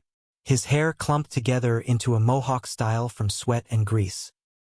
His feet were clad in a pair of gray dust-covered sneakers, awkwardly treading on the muddy ground, clearly unaccustomed to the paths here. Around the entire Baicho village, there were no insect chirps, no bird songs, only the faint sound made by the man slowly moving forward over the ground. Asterisk. It's been about 15 minutes. Asterisk. Yu Hong took out his phone from his pocket and glanced at it. The old-fashioned phone that he hesitated to replace out of nostalgia had surprisingly become a crucial tool here. He had spent several days lying in bed. Had it been a smartphone, it would have long run out of battery. But this old phone had a small screen, a large battery, and could last more than a week on standby. It was also shock-proof, scratch-resistant, and waterproof. In this critical moment, it provided him with substantial psychological comfort. The phone interface clearly showed the time. March 5, 2024, 3:32 p.m. Sigh. Yu Hong sighed softly. This was the time before he arrived here. But now it was meaningless. Seeing the blank signal bars at the top right corner of the phone screen, he understood that he was probably not in his original world anymore. Whether it was the newspaper reports, the common sense narrated by Stammering Yi and Dr. Su, or the bizarre occurrences he encountered, all indicated that this place was not his world. He looked up at the brilliant sunshine. Yu Hong bent down and made a mark on the muddy ground with a few stones arranged into a small triangular structure. This was a marker to prevent getting lost. It had been 15 minutes since Dr. Su and Stammering Yi departed. During these 15 minutes, he circled the village several times. But to his disappointment, it seemed as though, apart from the three of them, there were no other living people in this place. Asterisk, perhaps the living have hidden away, staying out of sight. After all, even during the day, there might be great danger. Asterisk. Yu Hong sighed inwardly, his hand always tightly gripping the enhanced white stone. His previous encounters deeply impressed upon him that in this place, the stone's effect was his only guarantee of safety. According to Dr. Su, before leaving, during the day when there was sunlight, there would be no black insects, and at most, he might occasionally encounter a few shadows. And as long as he carried the white stone, the danger from these shadows during the day was minimal. Because it seemed that shadows were very weak during the day. Yu Hong believed this, otherwise, Stammering Yi and Dr. Su wouldn't be so unconcerned about repeatedly going out. With these thoughts settled in his heart, he looked back at the markers he had made along the way, confirmed they were still there, and continued moving forward. Silence. Deathly quiet. Rustle. Rustle. Apart from the crisp noise of his footsteps on the grass, there was no other sound. Even the wind was barely audible. After more than 10 minutes elapsed, Yu Hong finally traversed the entire village, his steps varying in depth. He stood at the initial gravel road junction, wiping the sweat from his forehead, continuously memorizing some locations he had just discovered, important locations. The most crucial of which was the water well. Earlier, he saw from afar a courtyard with a well dug in it. The well, made of stones, had many footprints coming and going around it, clearly indicating this was one of the few sources of drinking water available to the living here. Even from a distance of more than 10 meters, he could feel the piercing chill emanating from the well. Even the sunlight couldn't suppress it. Sensing something was amiss, he didn't approach but simply memorized its location. How strange! A small village on a hill should not have a well dug at the top. Yu Hong wondered quietly. Typically, wells would be dug at lower elevations since water flows downward. But this place was different from other locations. Standing on the gravel road, he once again looked around. Surrounding the village was an endless stretch of dark green forest. The forest formed one continuous sea of trees. No bird calls, no observable living creatures. Even the dark green trees and grass gave off an unsettling, eerie vibe. Yu Hong's face was blank as he stared at the only old road leading outside for quite a while before turning back to the village. The way back was uneventful as he returned to Stammering Yi's house. Only after completely closing the wooden door did he let out a light breath. This place is too spooky, he thought. The idea of living here indefinitely, with no hope of returning, filled him with deep despair. I've already checked during the wandering. There's no vehicle. But there are traces of tire marks on the ground, which means there used to be cars here, but they were driven away. Yu Hong picked up a piece of charcoal from a corner cluttered with miscellaneous items and began drawing a map of Baiqiu village on the wall. The map was simple, just rough lines representing roads and small squares representing houses. He marked the water well, the old road out, and Stammering E's house where he was staying. The three places formed a triangular structure. Asterisk, what should I do now? Asterisk. Yu Hong looked at the map, pushing down the wave of despair and pondering his future course of action. Asterisk, I can't rely on Stammering E forever. I must first learn to handle these dangers on my own, as well as find my own food and shelter. Asterisk. He sat cross-legged on the ground, holding a charcoal pencil, writing and drawing on the wall. Then he raised his hand, gazing at the black mark on the back of it. Asterisk. Also, this mark means if I don't want others to find out, I must choose to live alone. Otherwise, being in such an extremely dangerous environment, having my ability discovered by others, would be perilous. Asterisk.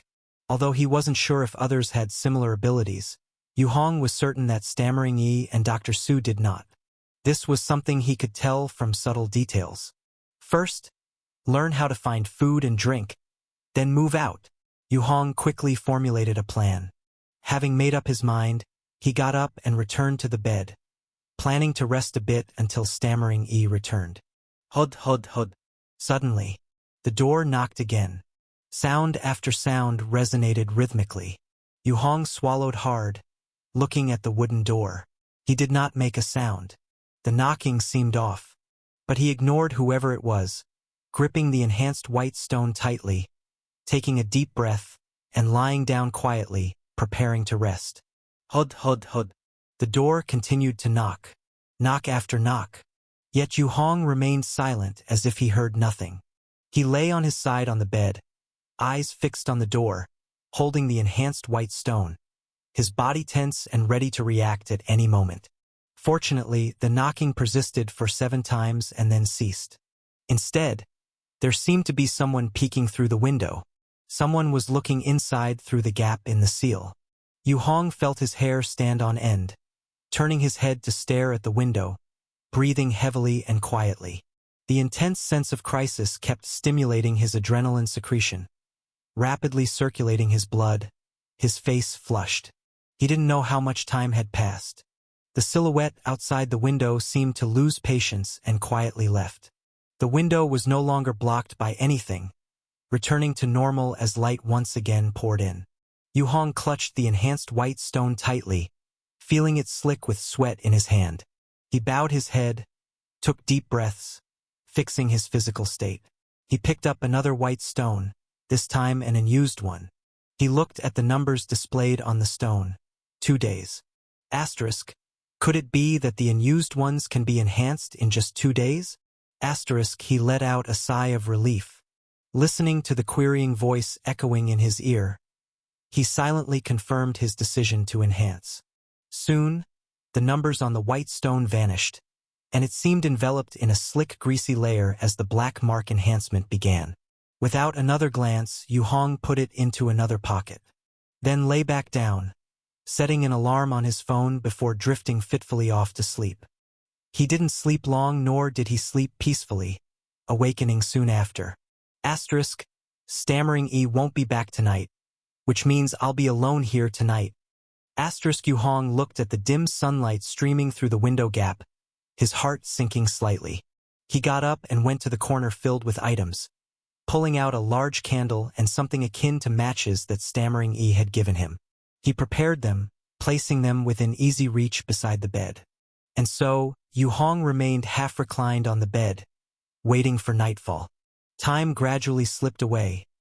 Not long after, the outside grew darker, sinking into pitch black. This time was quiet. There were no black insects, no shadows. It seemed as though everything had forgotten him, leaving a serene peace. In his fatigued and anxious waiting and vigilance, the night quickly passed. Until daylight, when he saw the bright sunlight streaming through the window, Yu Hong finally let out a deep breath. Even though it was daylight and nothing happened throughout the night, the prolonged tension and vigil had left him mentally and physically exhausted. This fueled his increasing desire to find a truly safe place to rest. He was not like Stammering Yi. If things continued like this, without proper rest, he would not survive. Getting up, he filtered some water to drink, but his stomach began to growl again. Even though he had finished all of Stammering Yi's stored food yesterday, so much time had passed that his stomach had emptied again. He stepped outside, taking advantage of the agreeable sunlight, wandering around the gravel road junction once more. This time, he walked a ways down the old road, attempting to find edible plants and insects. But unfortunately, he found nothing along the road. No insects, and he could not recognize any plants. The plants here were none that he had ever seen before. Even the most common wild daisies and dandelions were nowhere in sight. Fortunately, Stammering Yi and the others finally returned. Poof! Inside the house, Stammering Yi struggled to drop a large bundle off her back onto the ground. Then she untied the package. Inside were bags of jerky, dried mushrooms, and dried insects. Yu Hong leaned in to help, finding that the jerky consisted mainly of small black chunks. He couldn't discern which animal they had come from. The dried mushrooms were also crushed, not clearly distinguishing their type. And the dried insects, are these cockroaches? Yu Hong's expression changed slightly. No, gum. Stammering Yi corrected him, shaking her head. She promptly picked up a thumb-sized cockroach dry and popped it into her mouth. It's delicious. She gave a thumbs up, chewing quickly with a loud crunch. Her eyes were wide and round, full of delight. Yu Hong was speechless. Chapter 9: The Decision. Watching as Stammering Yi stored away the dried goods, then picked up the small jar and walked outside. Yu Hong hurriedly followed. He needed to learn where to get water. The two walked out of the house, and to his surprise, Stammering Yi did not go to fetch water from that well in the village, but rather walked out onto the gravel road and headed along the old highway. They walked for about 10 minutes. At the roadside, they found an abandoned well which was in a lower area. The well was shallow, and in the light you could see there was only a pool of deep yellow foul water at the bottom. Without a word, Stammering Yi tied the jug with a rope and lowered it to draw water. Why not get water from the well in the village? Yu Hong asked softly. That's not drinkable, Stammering Yi answered seriously. She looked up at him while drawing water. In the future water, come here. She pointed to the well in front of them. Yu Hong nodded, lowering his head as he watched the foul water slowly being drawn from the well. His mood grew heavier. He helped Stammering Yi seal the jug to prevent spillage. They didn't head back but started looking for something in the nearby grass. Must eat grass, Stammering Yi instructed him. Otherwise illness will die, she gestured to explain. Yu Hong nodded and began studying carefully which grasses she was digging up. This was very valuable experience. Eating the wrong thing could lead to poisoning or diarrhea, and in such a harsh environment, illness could very likely mean weakness and death. After some gathering, the two carried a large bundle back to the house. Stammering Yi laid the grass out to dry in the window. Yu Hong meticulously recorded the experience he had learned with charcoal. He only noted the key points in a simplified version as long as he could understand it. The recording medium was a newspaper sheet Stammering Yi had given him earlier. Is the jerky and dried mushrooms only available far away? Yu Hong jotted it down and looked up to ask. Can grow oneself, Stammering Yi answered with effort. But not worth it. Yu Hong nodded and noted it down. He was about to ask more when suddenly a small notebook was handed to him. The notebook had a white cover with a cartoon mouse image in the middle. Scrawled on it was, Survival Must-Have Handbook Lin Yi. Yu Hong paused, looked up, and saw Stammering Yi holding the notebook, grinning at him, showing her big yellow teeth. Thanks. He took the notebook and started flipping through it. Inside, it carefully detailed how to fetch water, how to obtain food, basic characteristics and locations of wild vegetables. The content wasn't much but was very detailed. Additionally, it recorded several reachable villagers from Baichio village and their corresponding contact methods. Old Yu was the one who made jerky, Dr. Su was in charge of treating illnesses, someone named Jenny was responsible for tanning and crafting, and someone else made candles. Besides, the residences of other villagers were marked out, but no names were included, obviously showing unfamiliarity. Finally, there was a place called the post office, located in a forest north of Baichio village. What does the post office do? Yu Hong asked. Connect, city, town, purchase, salt, sugar, send, mail. Stammering Yi spoke with difficulty. She gestured animatedly. You must learn a skill with people, exchange, goods. I understand. I understand all this, but I think the most important thing to solve first is the security issue, Yu Hong stated earnestly. While you were away, there were twice that disguisers came causing trouble. That's too dangerous. His mind raced with thoughts on how to utilize his unique black mark to ensure maximum safety. No way. Stammering Yi obviously had considered this point too, lowering her head somewhat dejectedly. Shadow. No thing can block. Bugs, as long as there's a gap, can burrow. They can pass through walls. She gestured. Passing through walls? Yu Hong fell silent. Looking at the walls of the house, he was deep in thought. Asterisk, this place is too rudimentary.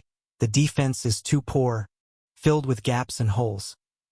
Asterisk, he remembered that those black bugs previously entered through the door and window cracks, which meant they likely couldn't pass through walls. He asked Stammering Yi and received a confirmed response. Then, after carefully inspecting the house, he quickly concluded that the house's defenses were extremely weak. I plan to go live outside alone. Find another place, he said softly. Alone. There was no need to worry about disguisers. No one would open the door for them anyway. Stammering Yi was taken aback. She had saved quite a few people before, but these people were always eager to stick around her for a few more days to learn basic skills before leaving. But this man in front of her, this man named Yu Hong, had just woken up and felt a bit better. Yet he already wanted to live by himself? Strange. Strange man. Stammering Yi blinked her eyes. Aren't you afraid? Afraid, but your house's safety is too poor. Yu Hong had by now grasped the key information from the notebook about this place. The main threats are monster bugs and shadows. Although shadows can go through walls, ignoring obstructions, they can be dispelled with luminous stones. Monster bugs can be blocked by doors and walls, as long as the gaps are sealed at critical moments. So, having enough luminous stones along with a well-sealed house means basic safety, right? Yu Hong analysait calmement. His earnest and serious expression left Stammering Yi stunned. How about trying it out? Block the gaps with things, shrink the holes, and see if bugs can get in? If they can, how big a gap is needed to let them in, then use that to make ventilation netting, Yu Hong asked. Also, how are luminous stones made? Can you teach me? He asked earnestly. Stammering Yi looked at him, unconsciously nodding in a daze. At that moment, she seemed to see in him an extremely familiar and cherished figure from deep in her memories. With things settled, the two immediately began preparations. Stammering Yi rummaged out tools, hammers, saws, discarded wooden planks, long nails, axes, and various odds and ends. Yu Hong, having just recovered from a major illness, his fever only just subsided, was still weak, so he directed Stammering Yi to do the work. He found that Stammering Yi was very strong, even stronger than him in his normal state, and her physique was robust. For several days, as he took up the bed, she slept on the ground without falling ill. According to the notebook, the black bugs were officially named Bloodtide. Though they were black bugs, for some reason they were named Bloodtide. But that was none of Yu Hong's concern. He just wanted to understand the specifics of the bugs and shadows as much as possible. The two busied themselves throughout the entire day, and perhaps because of his improved health, there was no disturbance from shadows. At night, there was also no attack from blood tide. According to Stammering E, blood tide generally came once every 3 to 5 days. Each time, only enough light could fend off all the bugs. Blood tide relied on light. Shadows feared luminous stones. These were survival laws that the people here depended on. The next day, the two continued with Yu Hong's ideas, sawing wooden strips to make temporary seals to thoroughly close the remaining gaps in the doors and windows. The temporary seals could be opened during the day and closed at night. The seals were simple, just an experiment by Yu Hong. The more he learned from Stammering E about the dangers and troubles here, the more he wanted to build a fortress to ensure his basic safety, or rather, a safe house. And Stammering E's house was far from meeting the requirements. Aside from the shadows and bugs, even the mold attached all over the corners and the filthy, enclosed air in the house could shorten the lifespan of those living here long-term. Moreover, the water source was also a huge problem. He felt that if he kept drinking that dirty water, he probably wouldn't live long either. As night fell, inside the house, Stammering E and Yu Hong stood together. Stammering E's right hand held a candle high, the flickering light dispelling the vast darkness around. The sound of tiny crawling bugs continuously came from outside the doors and windows, but due to the sealed strips which greatly reduced the size of the vents compared to before, the black bugs couldn't get inside at all. It works! Yu Hong's face lit up with joy. He hadn't expected his casual attempt to truly work.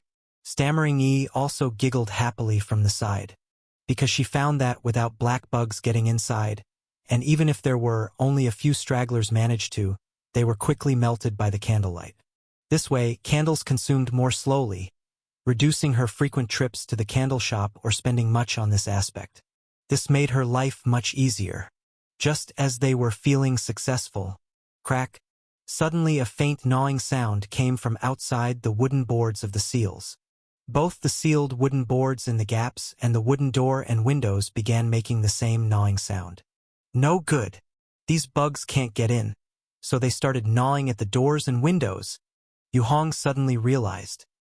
He grabbed a wooden stick at hand, rushed to the wooden door, and with force knocked the seal at the bottom upwards. Clatter. With a muffled sound, a large number of black bugs poured in like a tide, heading straight for the two of them. The black bugs, entering the candlelight, were quickly melted, evaporated, and dissipated without a trace. But the candles also began to consume faster. In the bright yellow candlelight, Yu Hong watched the scene, his previous joy slowly fading away. If they can't get in, will they gnaw the outer walls of the house? He finally understood why Stammering E's house, despite knowing there were black bugs, was never sealed by her parents. Failed. Did it? Stammering E cautiously asked from behind. Not a complete failure.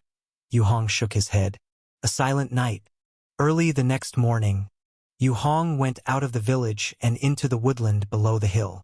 He circled around the trees in the woods, hammering on wood here and there. Stammering E, having nothing else to do, began to gather the few medicinal herbs and pigments used for making ink that she recognized. Her trade commodity was luminous stones engraved with symbols. Stammering E's luminous stones with symbols, according to her, had greater effects than ordinary luminous stones. The sunlight shone brightly, and as Stammering E gathered, she occasionally looked up at Yu Hong performing his enigmatic actions. What are you doing? After watching for a while, she couldn't help but ask. I'm selecting wood and site to build my own safe house, Yu Hong replied. Build a house by yourself? Stammering E couldn't comprehend. Could a self-built house be sturdier than a stone and brick house? Chapter 10. Operation 009, thanks to Alliance Hierarch Duisia. It's not entirely self-built. I'm planning to use wood as a support for construction, but the main material will still be stone. Considering stone bricks are hard to find, the only option is to find a natural cave, Yu Hong explained. Oh! Stammering E didn't quite understand, but seeing Yu Hong's confident expression and calm demeanor, she felt he must be quite capable.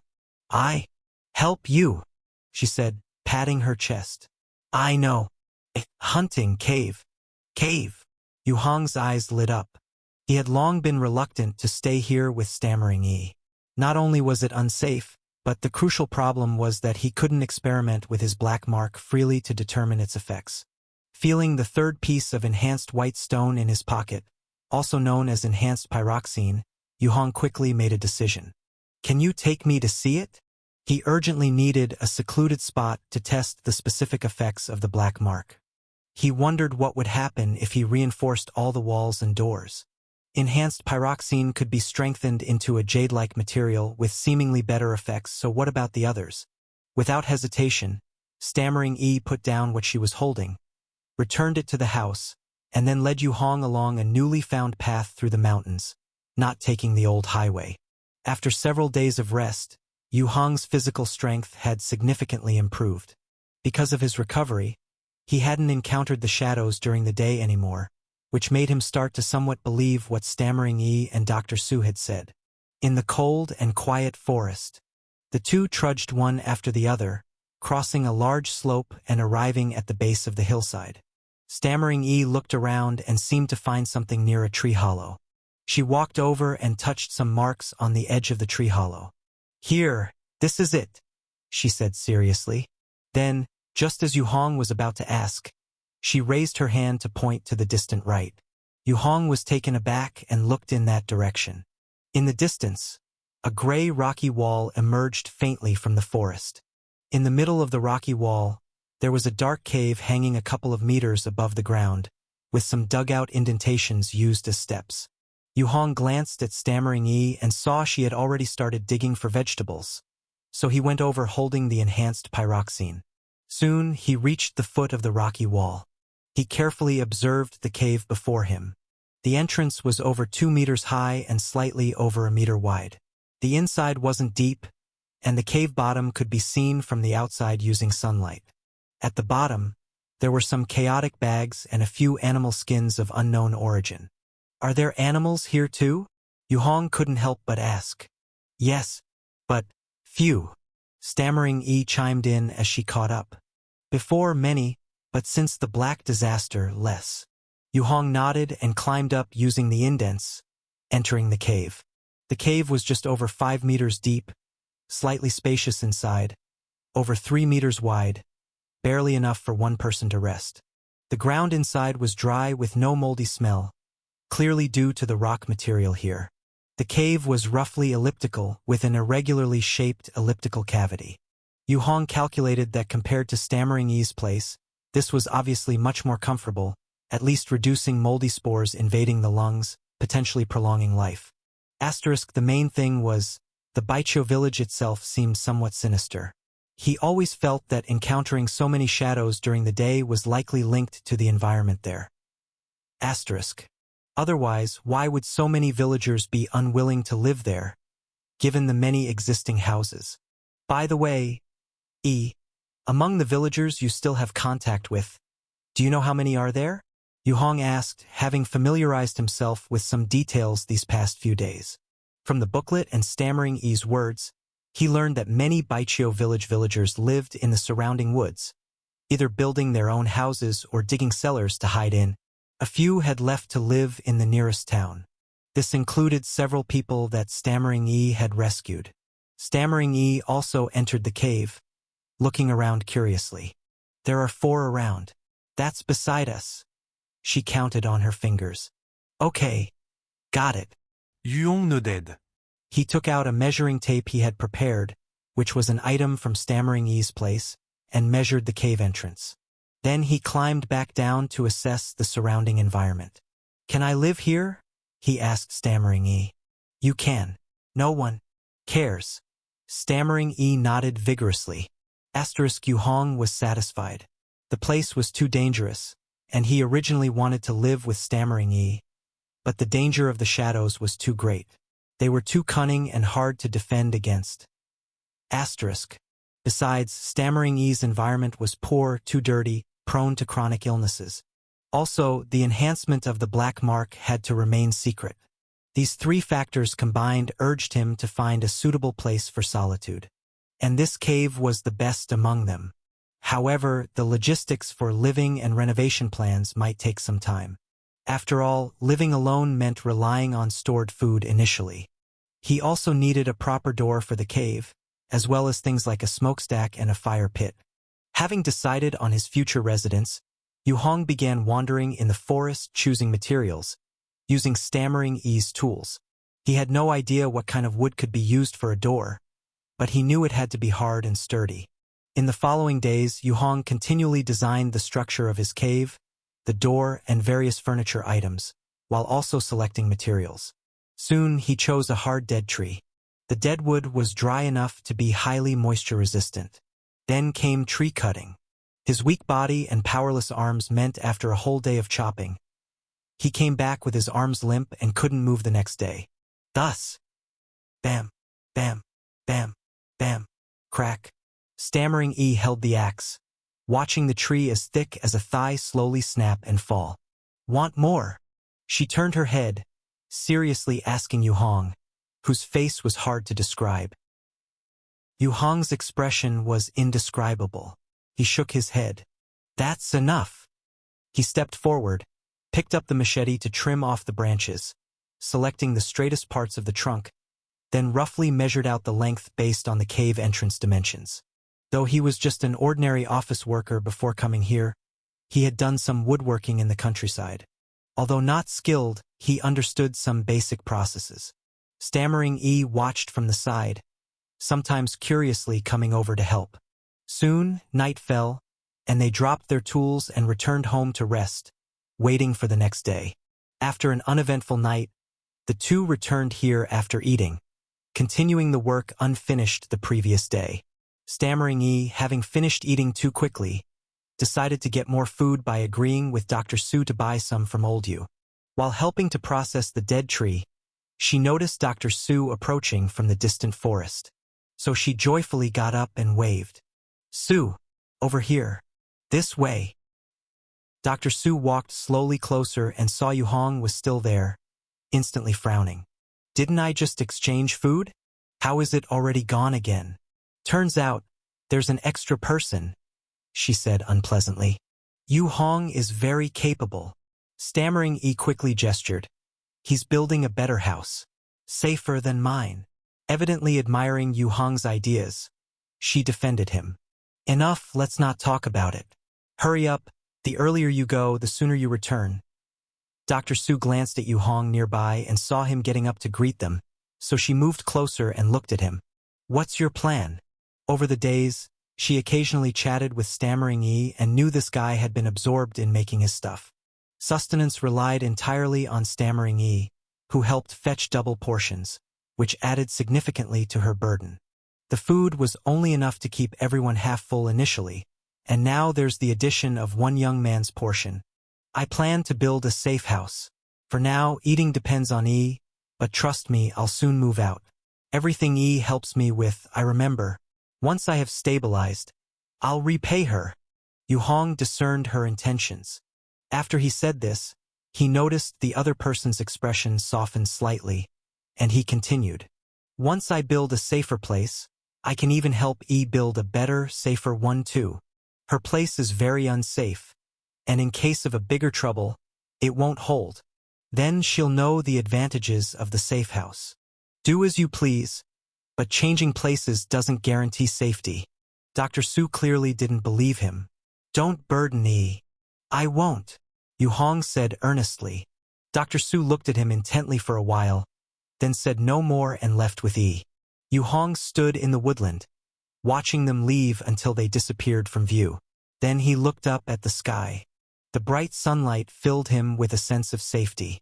In such weather, not even the shadows would appear recklessly. After resting for a moment, he continued to focus on sawing the wooden planks. The tree trunks, burned thoroughly, were cut into thick, long planks by him. The burning of the surface was to prevent decay, kill some bugs and larvae, and remove excess moisture from the outer surface. After cutting into planks, they could be joined together using a mortise and tenon structure to create a sturdy and strong wooden door. The mortise and tenon structure Yu Hong used was the simplest concave and convex type. Simply put, it involved digging a hole on the end of a thick plank. Then, Sculpt another thick plank with a spike that would perfectly fit this hole. The spike was then embedded into the hole, forming a complete mortise and tenon structure. The biggest advantage of this structure was that it didn't require nails. Using this joining method, Yu Hong struggled to gradually craft one solid, long plank after another. He didn't fully assemble the door before taking it over. Instead, he laid the prepared planks piece by piece like building blocks, joining them at the cave's entrance. During this time, he kept testing the effects of the black mark, enhancing one luminous stone after another. As time passed, when Yu Hong finally adapted to the taste of that strange jerky, the wooden door for the cave was finally complete.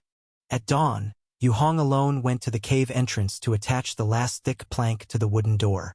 The entire wooden door was finished, even including a movable small door in the middle. The appearance was rather rugged. These parts were remnants from dismantled houses in the village, pieced together with wood. Additionally, the large nails used to connect wood and stone around the perimeter were also repurposed from these houses. The entire cave entrance was now completely covered by the thick, gray-black wooden door. Yu Hong entered alone, placing an enhanced white stone in a recess behind the door. This was his idea to block shadows from entering. Since luminous stones could scatter shadows, placing them rationally in the path of shadows might prevent them from entering too. Chapter 11. Operation 010, thanks to Alliance Hierarch Duisia. After putting away the enhanced pyroxene, Yu Hong walked into the cavern again, finding corresponding pits at the top and on both sides of the ground. These were the places he had prepared for the enhanced pyroxene for later, aiming to ensure the absolute safety of the entire safe house. During these days, he had been relying on Stammering E's food supplies, and he now had 7 pieces of enhanced pyroxene. He felt rather well off. The black insect blood tide that occurred every 3 to 5 days no longer worried him, and the shadow that occasionally appeared no longer showed up. According to Stammering E, they were currently in a safe period, which generally lasted about a month before it exploded into a high-risk period. By then, both the blood tide and shadows would greatly increase in intensity. No wonder Dr. Su was so upset with me. I'm basically dragging down Stammering E's progress in accumulating supplies, which could endanger her by causing a shortage of resources. Yu Hong understood this in his heart. However, he didn't care much. Dr. Su didn't know what he was truly capable of. Not to mention, the effect of the enhanced pyroxene alone was enough to ensure Stammering E's safety against the shadows. At least it worked much better than ordinary luminescent stones. An ordinary luminous stone could be used only once, but the enhanced pyroxene could be used multiple times.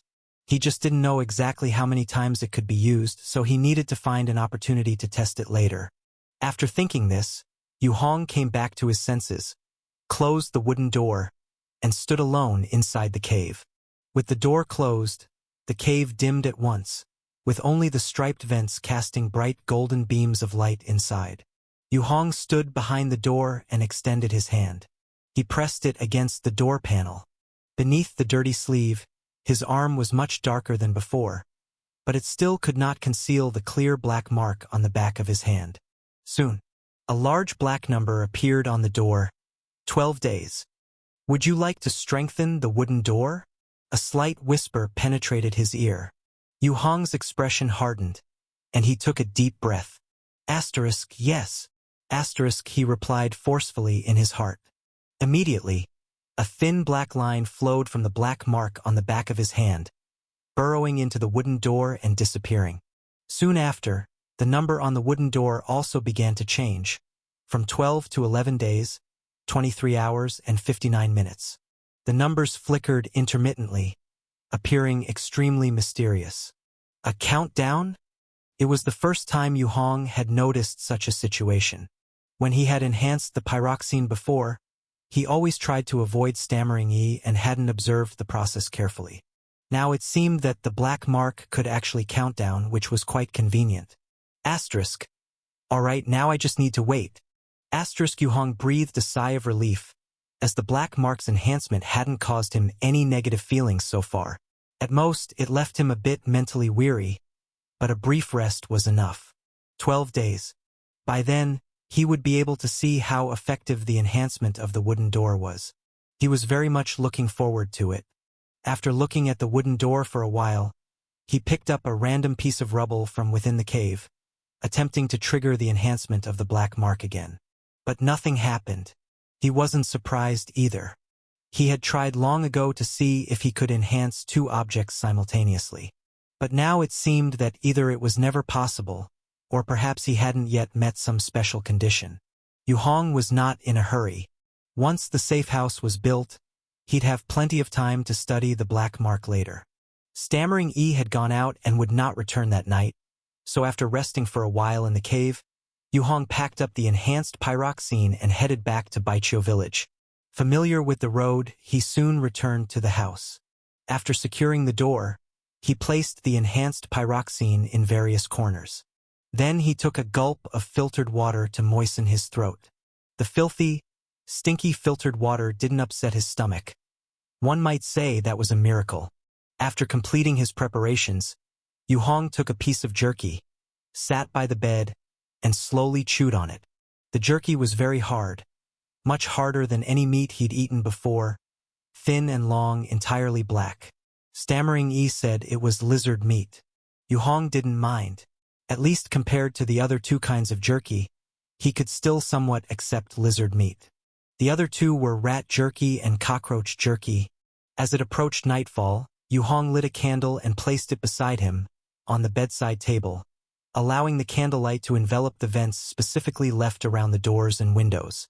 Then he closed his eyes and rested quietly. The night passed without incident. Early the next morning, Yu Hong went to the village entrance to wait. His phone had long since run out of battery, so he could only use the shadow on the ground from the sunlight to roughly calculate the time. After waiting for about an hour, two figures gradually appeared at the end of the road, carrying large bags on their backs. As they got closer, the figures became clearer. It was Stammering Yi and Dr. Su returning. Yu Hong hurriedly stepped forward and helped support the large cloth bag on Stammering Yi's back. "Thank you for your hard work," he said softly to Stammering Yi. "How's the safe house doing?" Stammering Yi asked with anticipation. She had checked the progress before setting out yesterday. "It should be almost done." "It's done. The door is completely finished." Yu Hong nodded earnestly and smiled. He was also in high spirits. "I bought water-proof paint." Stammering Yi gestured haltingly. "For you to coat. Waterproof paint?" Yu Hong paused for a moment.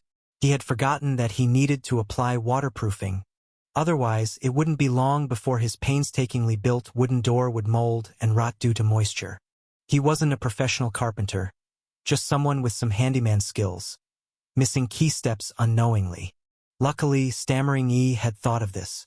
"Oh, how did I forget about the waterproofing?" He slapped his hand, a bit fearful.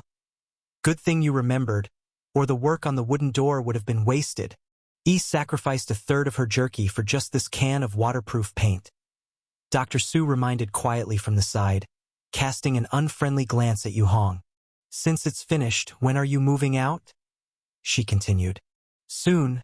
I'll move out soon." Yu Hong nodded. "Dr. Su seems to have some misunderstanding with me, but wait and see. Soon I'll be able to help Yi have a better life." Stammering Yi had helped him a lot, and he remembered it clearly, and now he was almost certain the secret of the black mark was unique to him. At least neither Stammering Yi nor Dr. Su had it. He had asked Stammering Yi, and she hadn't heard of anyone else with such special abilities. So his confidence had grown considerably. Asterisk. There he goes again, just a guy who brags. Asterisk. Dr. Su gave him another disgusted look and turned her back to leave with her backpack. She had seen others rescued by Yi before, and once they recovered and learned a bit, they left.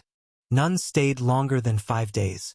But this Yu Hong, he had been here for so long, almost 20, nearly 30 days, and still didn't leave. Not leaving would be fine, but he didn't help with work either.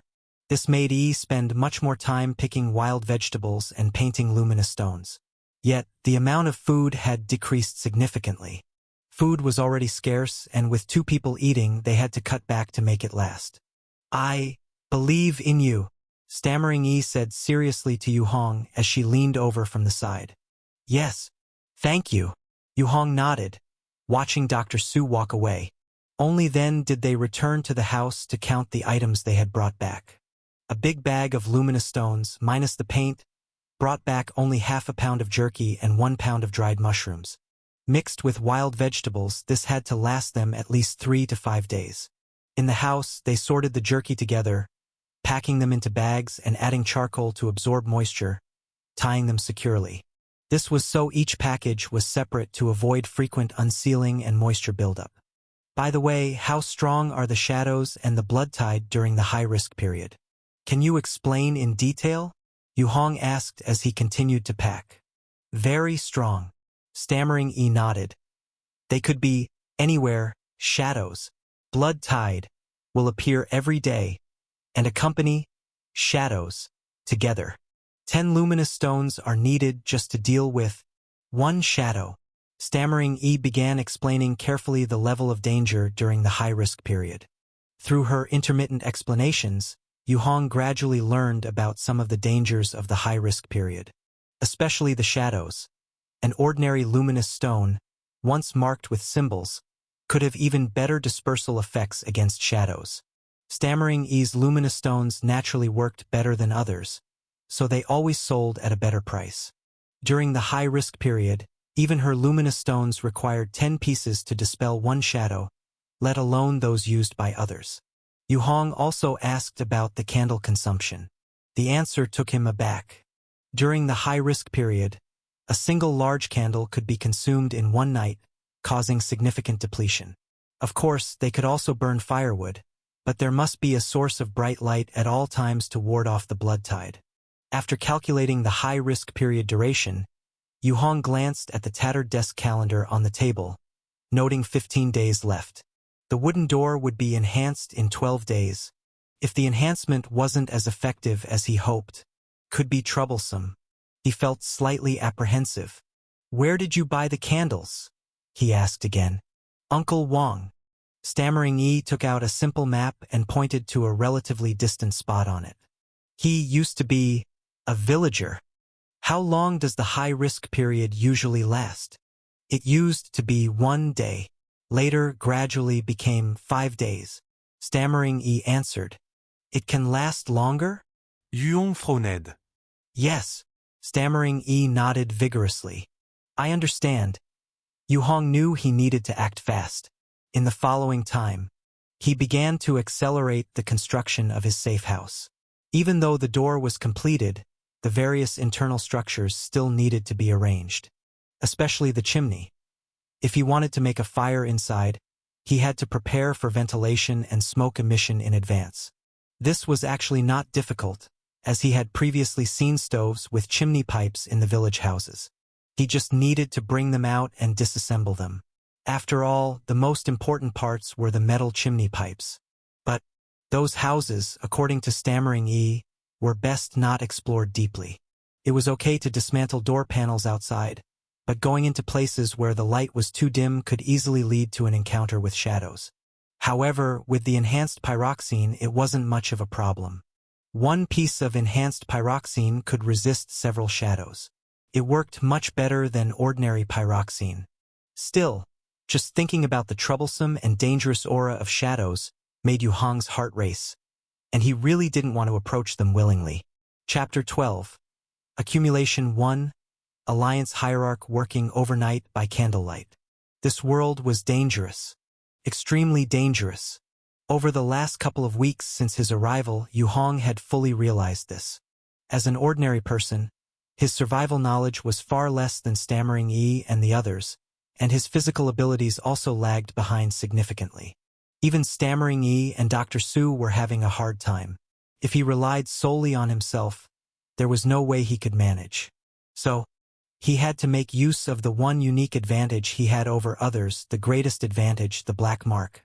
The sun was shining, marking the start of a new morning, in front of a stranger's tiled house in Baiqiu village.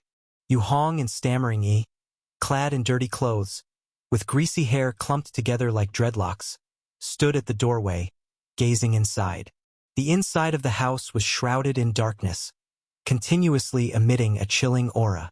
A subtle, cold wind occasionally seeped out, accompanied by a moldy stench and an unknown foul odor. The sunshine halted at the doorway, dividing the house into two distinct worlds. Inside, there's the pipe I need, Yu Hong said in a deep voice. How? Do we get it? Stammering Yi asked seriously, also in a low voice. She seemed to be mimicking Yu Hong. A shadow could appear at any moment, so I need to be quick, Yu Hong said. A heater was essential for warmth in their safe house cave, but burning fire in a closed space was dangerous, so the smoking pipe was indispensable. So, at this moment, as he looked at the dim interior of the house, a look of determination appeared in his eyes for the first time. Sorry, I'm just too scared. To achieve safety, he first had to confront danger. There was no other choice. Let's go. Gripping the enhanced white stone in his pocket, Yu Hong took large strides into the house. Stammering Yi followed behind him, also carrying a bag of white stones, nervously glancing around. Crunch. As soon as their feet stepped into the house and entered the dim area, they suddenly felt a chilling cold creep up from their ankles. At that moment, the enhanced white stone and the regular white stone simultaneously activated, sending streams of cold energy to counteract the chill. Something's wrong, quick! Yu Hong instantly realized there was a shadow here, and immediately accelerated, rushing toward the depths of the house.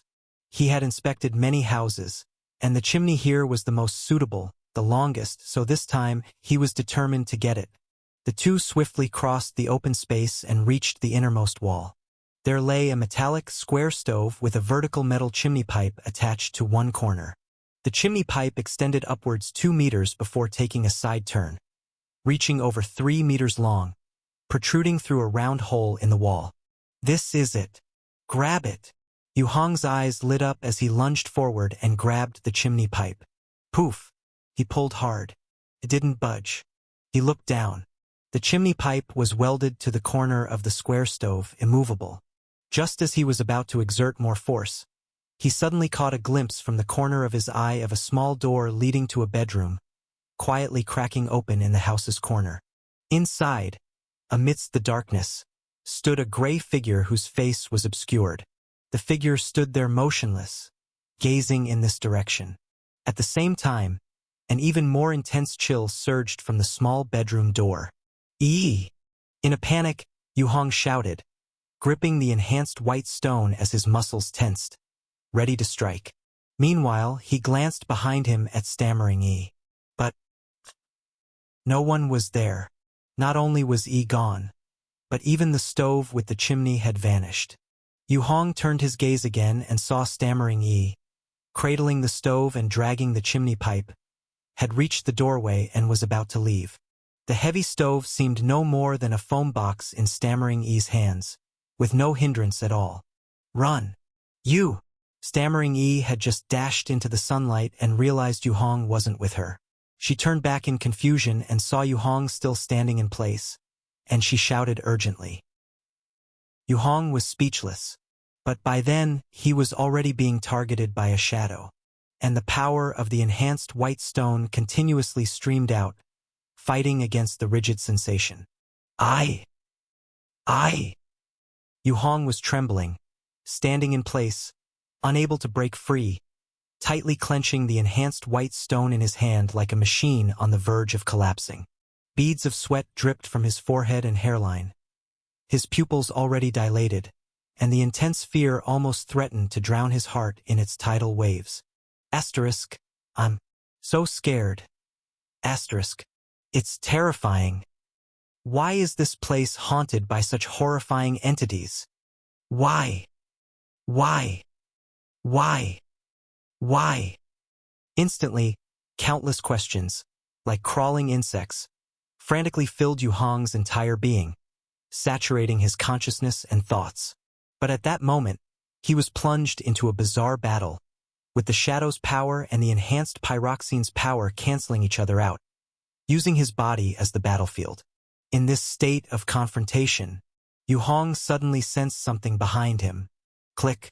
He heard a faint sound, as if shoes were stepping on the earthen floor of the house, lightly. The sound of moving shoes, one step after another, seemed to be approaching him, slowly, from behind. Step by step. The footsteps were rhythmic, unhurried and unflustered, steadily approaching Yu Hong. Soon, the wooden door of the house began to silently close, shutting out the bright sunlight and stammering Yi. Yu Hong was terrified, his body trembling uncontrollably as tears and sweat trickled down his cheeks. Yet, in that instant he was powerless, only able to watch the door draw closer and shut slowly. Helplessness. A profound sense of helplessness continuously surged from within him. He opened his mouth, attempting to speak. Suddenly, a hand reached from behind and gripped his hand tightly. In that moment, Yu Hong felt as if struck by lightning, letting out a piercing scream. He jumped up, spinning around to pull a thick wooden club embedded with numerous nails and enhanced white stones from beside his pant leg, swinging it back in fury. The wooden club, as it was driven by the utmost terror within Yu Hong, sliced through the air with a deep, resonant whoosh. Amidst the chaotic sound of the air being ruptured, a resounding crash. Bang! The club slammed into a white silhouette behind Yu Hong, splitting it in two. It shattered into fragments and dissipated in a steaming vapor. Yu Hong raised the spiked club and, without pausing, lunged toward the other gray shadow by the bedroom door. Quickly. Boom! An enormous crash followed. The club pounded into the door frame, creating a deep indentation. Under such an intense counterattack, the gray shadow also shattered instantly, becoming a heap of gray cloth scraps scattered on the ground, evaporating. Bang! Bang! Bang! Yu Hong's eyes were filled with bloodshot veins as he continued to frantically strike against the position of the gray shadow with the spiked club. Only when the door frame started to splinter and wobble did he regain his senses. Seeing the shadow vanish, he charged out the door, returning to the sunlight, still holding onto the club. Huff! Huff! Huff! Panting heavily, he slowly bent down, crouching on the ground. Beside him, stammering Yi watched him blankly, unsure how to offer comfort. Just moments ago, she was prepared to rush inside to rescue him. But seeing Yu Hong's sudden outburst had startled her, leaving her at a loss, waiting for the outcome. And the outcome was Yu Hong himself rushing out, wildly smashing two shadows into pieces, and then, overwhelmed by fear, crouching on the ground, gasping heavily. You! After waiting for a while, stammering Yi hesitantly asked in a low voice. I'm sorry. Yu Hong's voice trembled, drenched in sweat as if just plucked from a pool. I was just too scared. Having calmed down a bit, his emotions began to stabilize. He slowly stood up and turned to face stammering Yi. His expression was full of pain, helplessness, pitiful. They scared me. He kept swinging the spiked club as if expressing his intense emotions through body language. I was so scared. Yu Hong's face twitched. So I had to smash them. I know what I'm doing, but if I didn't shatter them, I was afraid they'd chase after me. It's okay. Stammering Yi blinked, retreating a step due to the wild swings of the spiked club, feeling somewhat creeped out. Now it's okay. Relax, relax. Stammering Yi raised her hands, trying hard to soothe him. Yu Hong realized his state of mind was off too, so he began taking deep breaths. Inhale, exhale. After about 30 breaths, he finally felt much calmer physically. Good thing I prepared everything in advance. He put down the thick wooden club, feeling a wave of fatigue wash over him. He was someone who tried to prepare everything thoroughly before undertaking any task. Just like this time, when he entered the house to steal the chimney pipe, he had allocated his few enhanced white stones in advance. 3 were embedded in the club, or rather, holes were dug, and they were tied in place with string. Looking back, this method had been very useful. Is it okay now? Stammering Yi asked cautiously, watching him. I'm sorry. Yu Hong reluctantly shook himself. I was too agitated. Stammering Yi shook her head, indicating she wasn't scared. Actually, I have also seen. She picked up the stove and chimney pipe, and together with Yu Hong headed back. Talking along the way, she shared stories of people she'd seen before. From her narrative, Yu Hong learned that others had fallen into extreme fear, much like him.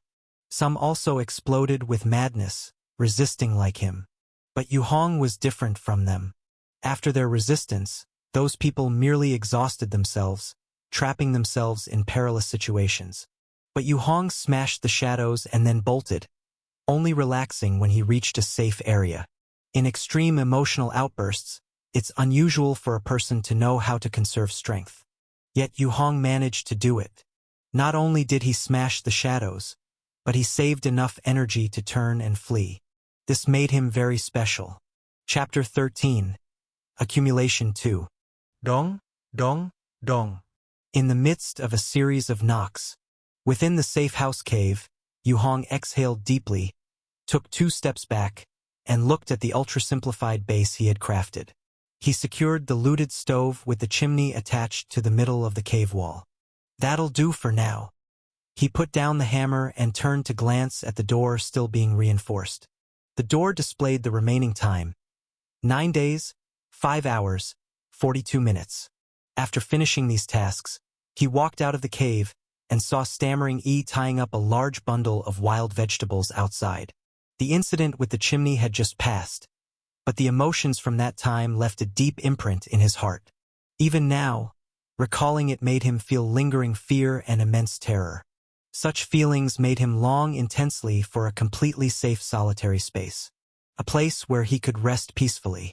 With this place, he could properly explore this extremely dangerous world. Retracting his thoughts, Yu Hong picked up the steel nail wooden stick he had just used, noticing that some of the nails were bent. However, that wasn't the focus. The focus was on the 3 pieces of enhanced white stone. The first piece of enhanced white stone had already turned completely black, losing its jade-like texture. Asterisk. Seems like it's been used up. Asterisk. Yu Hong reached out to remove this piece of white stone and replaced it with another. He still had 1 piece of enhanced pyroxene which would suffice. But since the reinforcements seemed to work one at a time, he couldn't reinforce other items before the wooden door was finished. So, he had to use the 4 pieces of enhanced pyroxene as sparingly as possible. Asterisk. According to previous usage, 1 piece of enhanced pyroxene could fend off the shadow 3 times. In this light, 1 piece of enhanced pyroxene could equal 30 ordinary pyroxenes. Asterisk. If he could publicize this comparison and use the enhanced pyroxene for bartering resources, the price difference might alleviate his concerns about supply shortages. With these thoughts, Yu Hong began planning his future arrangements and strategies. Time flew by, and before long, the sky began to dim. Stammering E also packed up the cloth bag and filled up the new water tank. The 2 of them returned to the house in Baiqiu village with their belongings. They had just returned from the cave, which had just been cleaned, was neat, tidy, and had good air. In contrast to the old house, which was dirty and dark, full of a moldy smell, Yu Hong couldn't bear to stay there any longer. A night without words. In the following days, unable to reinforce items, Yu Hong and Stammering E gathered dry wood everywhere to store in the cave. Now that there was a door, it could block wind and rain, and they could store some firewood. Then they prepared items for filtering water. According to Stammering E, the water outside was very dirty and drinking it directly could cause a strange illness. So it had to be filtered. And the spare filters were only available for purchase in town. So they had to make a trip to town. Going to town is more than 30 miles. I don't think I can make it. Yu Hong admitted his physical limitations.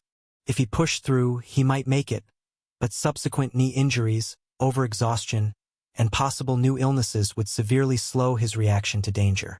On the slope outside the cave, Stammering E nodded while digging in the dirt. There's a way. What way? Yu Hong sat down, resting on the stone surface at the cave entrance, wiping the sweat from his forehead. Post. Office. Stammering E replied, then carefully began explaining haltingly. Speaking was difficult for her, so she simply used a charcoal pencil to write on the stone. She didn't know many characters, so she had to write and gesture as she spoke. The post office can make purchases, so why can't I have you buy on my behalf? Yu Hong asked. Filter, can't buy. Need qualification. Stammering E replied. Qualification. What kind of qualification? Yu Hong wanted to ask further, but saw from a distance Dr. Su approaching with a cloth bag on her back. The blood tide is coming, we have to go to town. She looked a little pale, with a white gauze wrapped around her right arm, likely an injury from the past few days. Oh! Stammering E shouted in response. Dr. Su glanced at Yu Hong, ignored him, and went with Stammering E to Baiqiu village to check the items they needed for trade. Before long, the two of them counted all the luminous stones. How is it less than half? Dr. Su was a bit shocked. Every time Stammering E went to trade, she normally managed double this amount, but now, these supplies can't get us enough food, especially since you now have to feed 2 people. She couldn't help but ask. Too busy. E scratched her hands sheepishly, a silly smile on her face. What are you busy with? Building some useless safe house for that Yu Hong? Dr. Su was instantly furious. I clearly told him, no thickness of wood planks can stop shadows and bugs. The safe house you all are building is a complete waste of effort. No problem. I trust him. Stammering E thumped her chest. He will get you killed. Dr. Su shouted angrily. Without enough to eat, there's no energy, and it's easy to get sick. I checked the post office yesterday, and no one knows where the mail carrier is. So we can't buy medicine, and a lot of important supplies depend on him. We have to save food and spices to avoid running out later. No, won't. Stammering E shook her head. She had received a piece of enhanced pyroxene from Yu Hong, and, although she promised not to tell anyone, she knew in her heart that Yu Hong seemed different from the others. You. Dr. Su was so angry she wanted to rush over and hit Yu Hong. But, seeing the look on Stammering E's face, she bottled up her frustration. The two of them left the village step by step along the old road, heading into the distance. On the other side, Yu Hong had reorganized the safe house in the cave, checking all the seals to ensure there were no problems before starting to paint them. Waterproofing was essential, and the inner walls of the cave also had to be painted. Otherwise, living here would inevitably create a temperature difference, leading to moisture condensation and mold. After checking everything, he didn't return to Baiqiu village, but instead huddled in the cave with candles and a quilt, intending to try spending the night there. Gradually, night fell. The howling wind outside the cave caused the temperature to swiftly drop to a slight chill. Inside the cave, Yu Hong sat cross-legged on a large wooden board, lighting a candle. Then he quietly calculated the resources needed to safely endure the upcoming blood tide. The last one lasted 5 days, so based on the pattern of escalation, let's assume 6 days. That requires at least 12 candles, 1 for each day. Then food and drink for 6 days also need preparing. Enhanced white stone reinforcement will have to wait until after the wooden door is finished. With 3 days left before the blood tide, rather than gambling on the wooden door's reinforced security, it's better to plan additional precautions. By the candlelight, Yu Hong calculated while quietly listening to the wind outside. Soon, the rustling returned. The black bugs brought by the blood tide began their assault once again. But a large number of black bugs could only get in through prearranged openings, and they weren't entering quickly. Once inside, they were dispelled quickly by the candlelight. Yu Hong observed for a while to ensure everything was in order before relaxing. He checked the rate at which candles burned and felt that everything was likely fine. Placing the steel nail wooden stick by his side, he lay down on the quilt and gradually drifted to sleep. Quickly, dawn broke. Stammering E and Dr. Su returned together, bringing far fewer supplies than last time. Stammering E calculated, finding enough only for 5 days. So Yu Hong contemplated and decided to have Stammering E simulate drawing the more complex patterns for the enhanced pyroxene. Then they would test the effect and, if feasible, sell them. For now, to cope with the emergency, he also began assisting Stammering E in digging wild vegetables everywhere. Time passed day by day. The two of them also started storing water, while Yu Hong occasionally checked the wooden door's progress in the cave. Soon, time on the wooden door rapidly neared its end.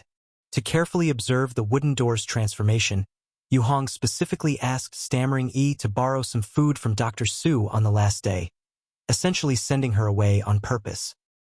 He positioned himself at the safe house in the cave, quietly awaiting the countdown's end. With a rumbling sound, Yu Hong sat on the ground inside the cave, his eyes fixed on the wooden door, which hadn't changed since 12 days ago. He wanted to closely observe how this black mark reinforcement would ultimately manifest itself. Moreover, he intended to seamlessly continue reinforcing other items to avoid wasting the black mark's reinforcement time. At this moment, the wooden door, painted yellow and black, displayed black numbers visible only to Yu Hong. 0 days, 0 hours, 1 minute. In the last minute, Yu Hong couldn't blink, keeping a close watch on its final transformation. 1 second, 10 seconds, 20 seconds, 30 seconds. Bam! Suddenly, Yu Hong's vision blurred for a moment. When it cleared again, the wooden door had transformed into a larger, denser, and sturdier door. The surface of the new wooden door had intricate wave-like patterns. A thick metal mesh at the vents, dense yet breathable. An observation window was positioned right in the middle, allowing a view of the exterior. The previously loose connections between the door and the cave had been entirely reinforced with a large circle of dense screws, looking far more solid than before. Yu Hong stood up and approached, touching the wooden door. Dong, dong, dong. He knocked on it, finding it thick, hard, and resilient. Asterisk. This isn't the previous type of wood. Asterisk. He hadn't expected that the reinforcement would change even the original materials. Asterisk. And a lot more materials have been added. Asterisk. Yu Hong touched the thick vent mesh. He opened the observation window above. He ran his hand along the edge and didn't feel any splinters. Impressive. Thinking along these lines, he quickly glanced around the surrounding walls. His original plan was to reinforce the wooden door first, then the surrounding stone walls. However, due to the food shortage now, he planned to try reinforcing other items first. First, it's this one. Yu Hong withdrew his hand from the door and returned to the stove, picking up a piece of dried lizard meat from beside the stove. Asterisk. Can food be reinforced? Asterisk. This thought crossed his mind. Soon, on the surface of the lizard meat, a number quickly appeared. 3 hours. Asterisk. 3 hours, Asterisk. Yu Hong calculated in his mind. Then he shoved the dried meat back and directly picked up the entire bag of meat. Asterisk. Now what? Asterisk. A new number slowly appeared on the cloth bag. 1 day, 8 hours, and 4 minutes. The numbers were precise and accurate. Asterisk. Let's see the effect. Asterisk. Yu Hong immediately confirmed the reinforcement query. Over a day, he could manage it. Chapter 14. Experiment 1. Soon, Stammering Yi returned with a small bag of dried vegetables, apparently dried plants like bracken moss for storage. The two of them used a wooden barrel in the house to filter some water together, which was considered stock for the surge period. Early the next morning, Stammering Yi went out to collect firewood. Today's task was heavy, and the surge period was only 2 days away. They had to make all the preparations. After Stammering Yi left, Yu Hong went to the safe house in the cave alone to check the situation everywhere. After confirming that everything was fine, he picked up the bag of enhanced jerky from before. The jerky was divided into many small packages between him and Stammering Yi, taking one out at a time to eat, preventing it from getting damp. And there were only 10 small pieces in each bag. At this moment, the light outside illuminated the inside of the cave brightly. The light mainly came from a small mirror placed at the cave entrance's ventilation spot, reflecting it inside. The original cave was quite dark. Even though the sun was bright outside, it was chilly and dim inside. But at this moment, the mirror's reflection improved the cave's environment considerably. Yu Hong took the absorbent charcoal from the corner, placed it outside in the sun, then closed the door and took the bag of enhanced jerky. On the gray cloth bag of the jerky, a row of digits showed 0 days, 0 hours, 5 minutes. Almost there. Yu Hong sat down with some anticipation, quietly waiting. 1 minute, 2 minutes, 3 minutes. Rustle. Suddenly, subtle noises came from outside, like grass being moved and parted. Yu Hong's expression changed slightly, and he quickly got up and went to the cave entrance to look outside from the observation window. The observation window was roughly shaped with a smooth edge, allowing only a thin slit to see outside. But at least you could see in all directions, sufficient for basic needs. The reinforced wooden door was now much better than before. There were many reinforcements at the edges, and the material appeared much more solid than before. It was only because Stammering Yi had a mental deficiency that he didn't notice the change in the door. There were no others nearby, so the before and after change could be concealed. The rustling sound came again from outside. This time it was very faint. Evidently, whoever it was realized they were making too much noise. Yu Hong stood by the window and carefully looked out following the sound. He saw 2 men in camouflage suits, their clothes tattered and stained. The 2 trudged through the wild grass, glancing along the path in the woods. These days, Yu Hong and Stammering Yi often traveled here, trampling a line through the grass. Seeing the 2 stop, Yu Hong felt a pause in his heart, knowing they had discovered the traces. Soon, the 2 began looking around, searching for something. They followed the path to the clearing in front of the cave's safe house door. Stopping over 10 meters from the entrance, the 2 hesitated, silently waiting. Yu Hong remained still and silent. He was waiting to see what they intended to do. Standing at the observation window, the 180-degree view was clearly visible. On the green slopes grass, the 2 men looked up at the cave. One had a gaunt face with yellowed skin, a frail adult male. The other was older, about 30 or 40 years old, and much more robust, with a machete hanging at his waist. After waiting outside the cave for a while and confirming no movement from anyone, or perhaps judging that they couldn't open the door, the 2 turned and slowly left. Their figures gradually disappeared into the woods. Only then did Yu Hong let out a sigh of relief in his heart.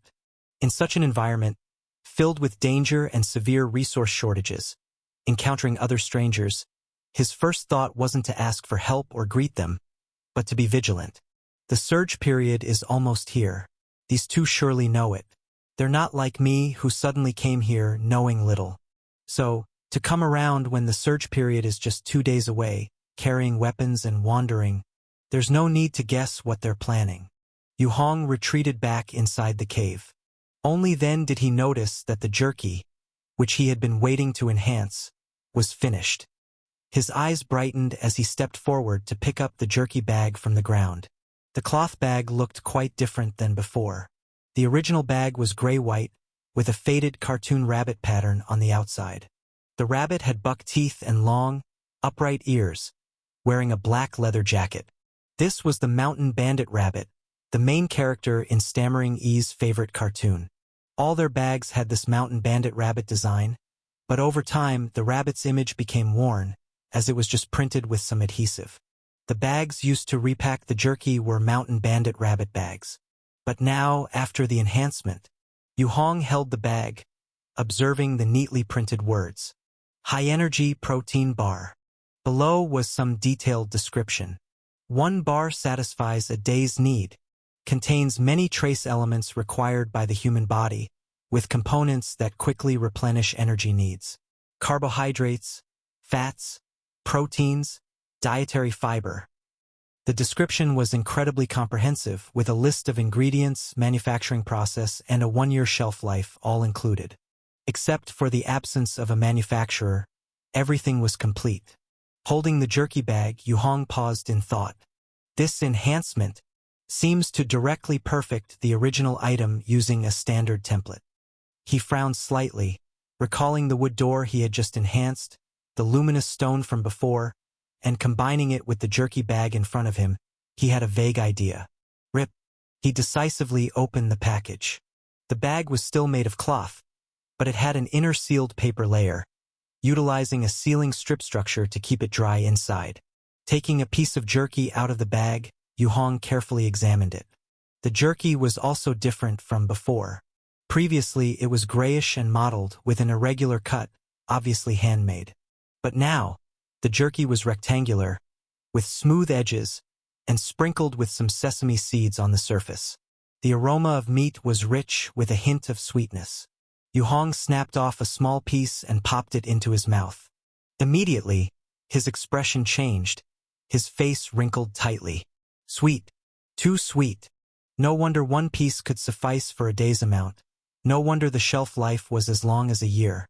I would have disliked it before, but now, such concentrated sweetness is actually a good thing.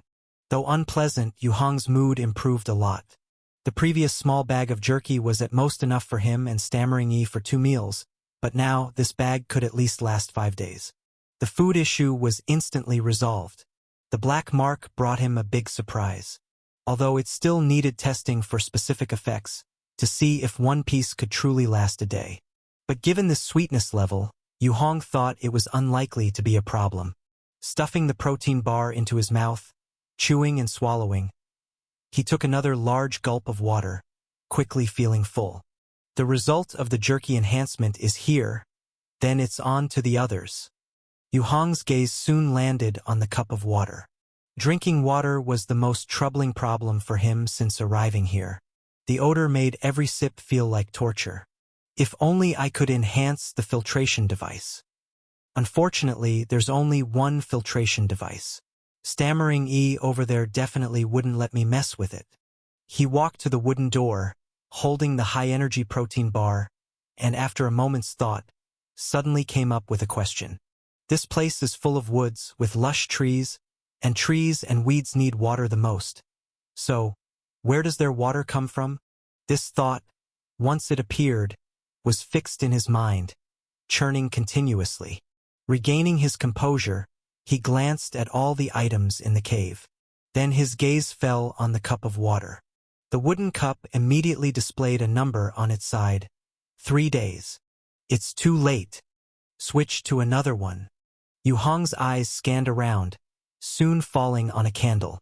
The soon-to-arrive surge period was a test for every survivor, with candles being of utmost importance. This related to the duration of resistance against Black Disaster's blood-tide insects. The arm-thick candle was divided by Stammering Yi for him, with a yellow-brown wax, akin to a pencil in length, now only a quarter used.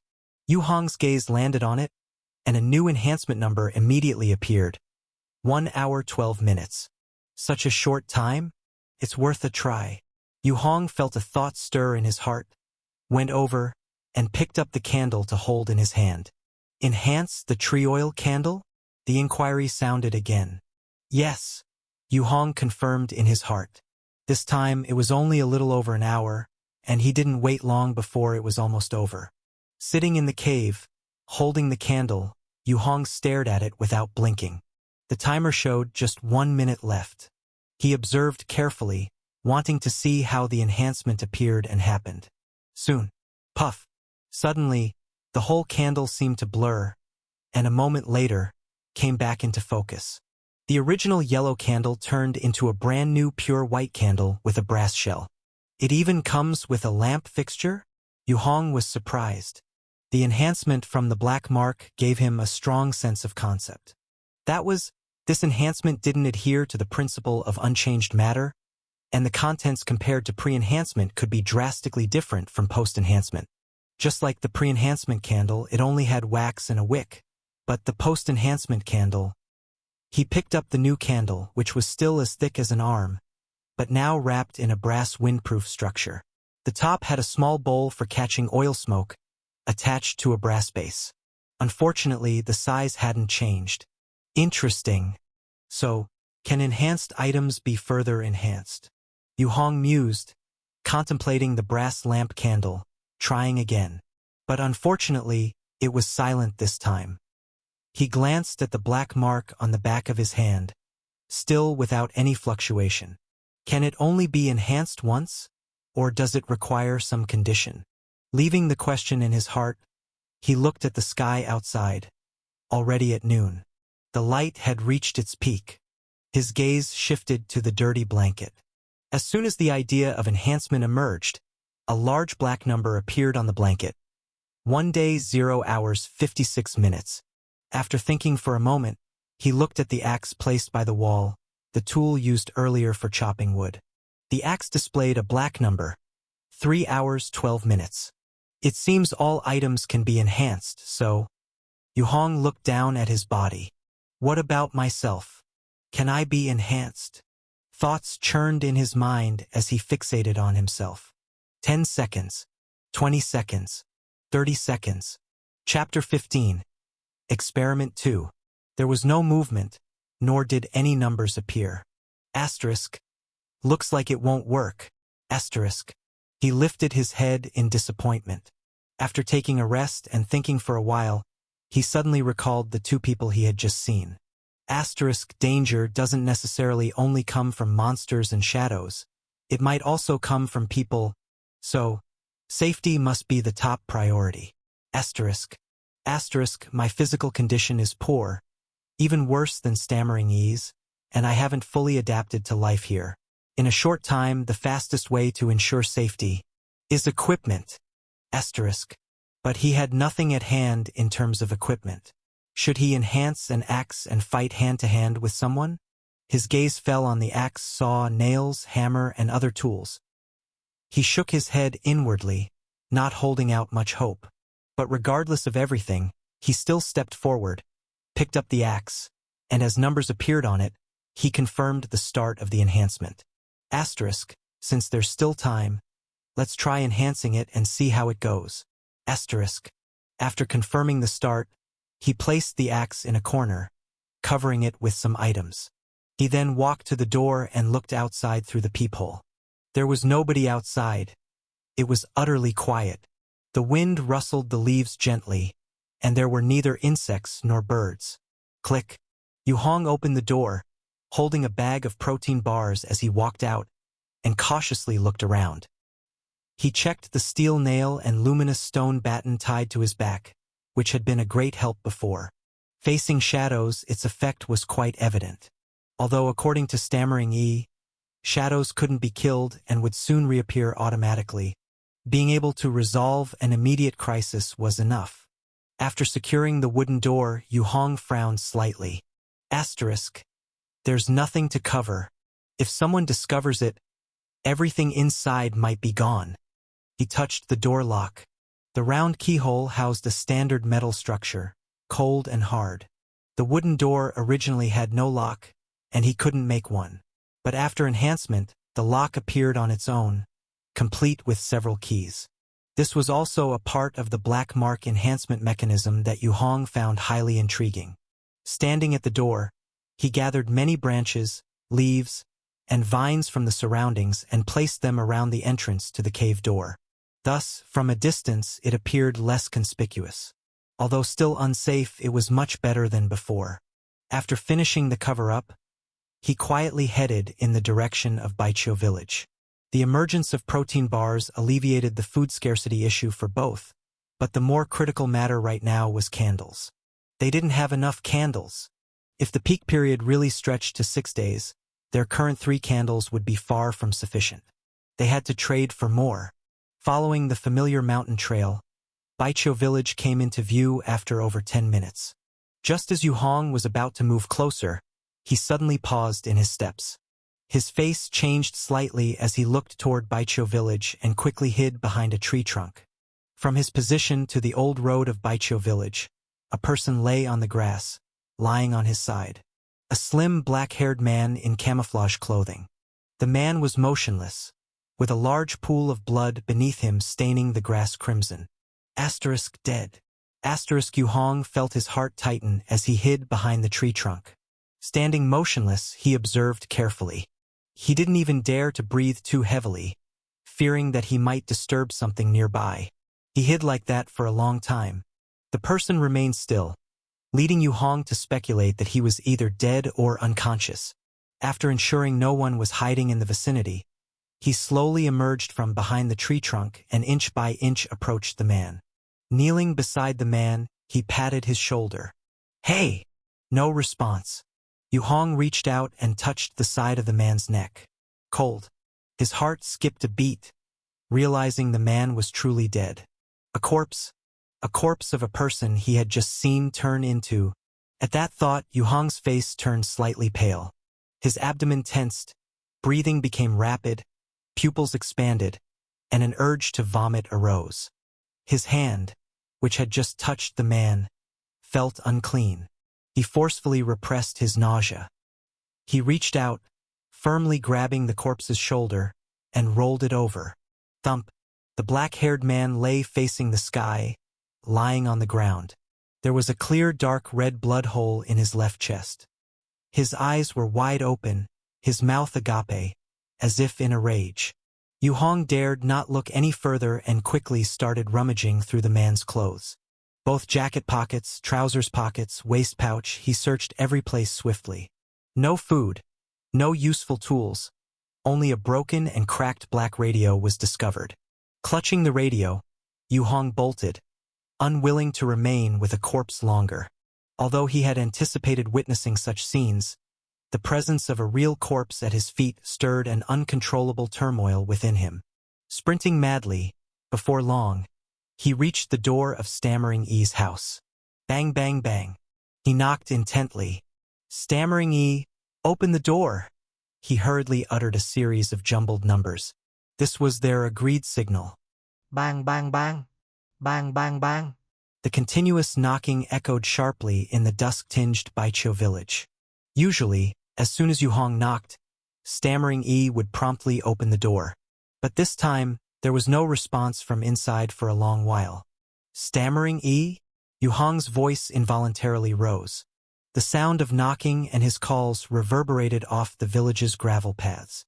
The sound wove between the hollow black houses, moving back and forth. The village grew even quieter. Stammering E? Yu Hong's heart palpitated with fear. Was she not present? He glanced around, ensuring there were no shadows before stopping his knocks. This moment, where did she go? It was nearly dark. Without finding a place to hide, the danger would be too immense. He started to breathe heavily, holding the protein bar bag in one hand and quietly grasping the hanging steel nail and luminous stone baton with the other. Coming! Suddenly, a familiar response echoed from inside the house. It was Stammering E. Yu Hong felt a surge of relief and knocked on the door again. It's almost dark. Let me in first. All right? Inside, Stammering E's voice responded once more. I will be there soon. Yu Hong exhaled a sigh of relief, maintaining vigilance as he surveyed the surroundings, fearing the reappearance of the bizarre figure in white from last time. This village was extremely abnormal. There were far more shadows here than in the caves outside. This was also one of the reasons he was desperate to move out. He waited for about 10 seconds. Are you coming? With the door still closed, Yu Hong's brows furrowed slightly. The sky outside grew darker and darker. If he didn't get inside soon, it would be genuinely dangerous. Coming! Stammering E's voice suddenly came from right behind the door. The distance was very close, as if she was speaking with her mouth right against the door. Yet Yu Hong hadn't heard any footsteps within the house. In this extremely quiet setting, he couldn't possibly miss any sound inside the house. But during Stammering E's several responses, no footsteps accompanied them at all, as if she had appeared behind the door all at once. In that instant, Yu Hong felt goosebumps spread across his scalp again. Click. The door slowly opened a crack. Boom! At that moment he kicked fiercely, slamming against the wooden door. A loud bang erupted as Yu Hong swung the steel nail and luminous stone baton inside. Go to hell! Go to hell! Go to hell! Confronted with overwhelming terror, he swung the reinforced baton embedded with enhanced pyroxene wildly into the room. Thump, thump, thump, thump. A pale figure behind the door was crushed into many pieces before it could reveal itself, dissolving into nothing. Stammering E! Yu Hong yelled as he dashed into the room, fear driving him to frantically scan the interior with the baton ready for an immediate outburst of smashing. But the inside was empty, and there was no one. Only a piece of paper lay on the table, showing traces of charcoal. Breathing heavily, Yu Hong noticed for the first time that a sticky liquid was dripping from his nostrils. He wiped it, finding bright red blood. Asterisk. What kind of shadow is it this time? To make me bleed without even touching. Asterisk. He felt a sharp pain in his chest and looked down to find a finger-long slit in his shirt. The skin beneath bore cuts like knife scars, with blood slowly oozing out. Apparently, the shadow had used some unknown method to injure him. Thud. He closed the door and lit a candle. Yu Hong sat in a chair, taking deep breaths to calm himself. This godforsaken place, he muttered under his breath. This damn place. After a few seconds, he cursed again, suppressing his voice. The candlelight stretched and swayed his shadow long across the floor. Picking up the paper from the table, Yu Hong suppressed the bitterness in his heart and took a look. I went to get candles, we'll be back tomorrow. No punctuation, no line breaks, the writing extremely skewed. The only consolation was that it was understandable. Setting the paper down, Yu Hong pinched his nose, waiting for the bleeding to stop. I must create an absolutely safe, no longer afraid of any danger kind of safe house. Absolutely. He had had enough of this cursed place, filled with traps, filled with disguises. Gripping the candle, he shifted to the edge of the bed, his gaze falling on the gaps around the door and windows. These were the spots where black bugs might slip in. The invasion of black bugs had no fixed schedule, occurring every 3 to 5 days. According to Stammering E, at the very beginning, there weren't so many or so densely packed black bugs. Now they seemed to be increasing, causing far more consumption of candles. After waiting for a while, once his nose stopped bleeding, Yu Hong freed a hand to check the wound on his chest. Fortunately, there was no itching or numbness. Lacking clean water, he could only endure because infection could lead to major problems. Once he confirmed it was nothing serious, he breathed a sigh of relief, listening to the howling wind outside, sitting alone at the bed's edge, and couldn't help but feel a deep sense of loneliness. Asterisk perhaps. In the entire Baijiu village, I'm the only one left? Asterisk. The villagers had left, leaving only Stammering E alone here. Yu Hong didn't know how she survived, but it must have been very tough, very dangerous. He heaved a long sigh and leaned back. Suddenly, a hard object pressed against his hip. He reached for it and took a look. It was the radio. Asterisk. Wait. Could the broken radio be enhanced? Asterisk. Yu Hong was about to set it aside when the thought abruptly crossed his mind. The moment the thought occurred, a number surfaced on the radio surface. 512. Chapter 16, Trouble Number 1. The function of the radio was to receive external signals. If it could also be enhanced, there might be other gains. He looked at the numbers above. 5 hours, just in time to finish before dawn. I can give it a try. So far, Yu Hong hadn't found any side effects from enhancing with the black mark. The most it consumed was his mental and physical energy. By now, the axe was probably also finished being enhanced. He confidently responded to the inquiry in his ear. In an instant, the radio in his hand blurred for a moment, then quickly became clear again. Numbers appeared on its surface. 511. Seeing that the countdown had started, Yu Hong put it aside, sitting alone on the bed, holding a candle, exhaling deeply as a growing sense of isolation and fear overtook him. Asterisk. This fear wasn't just from the shadows and monsters that could appear around him at any moment. It was also from the unfamiliar corpse lying outside in the wilderness. Asterisk. He just sat there without moving, thoughts surging in his mind.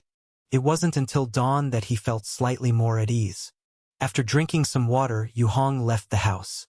The sun wasn't very bright and thick clouds hung in the sky. It was clear that it was going to rain today. The air was damp, and as he walked, a chill seeped around his ankles.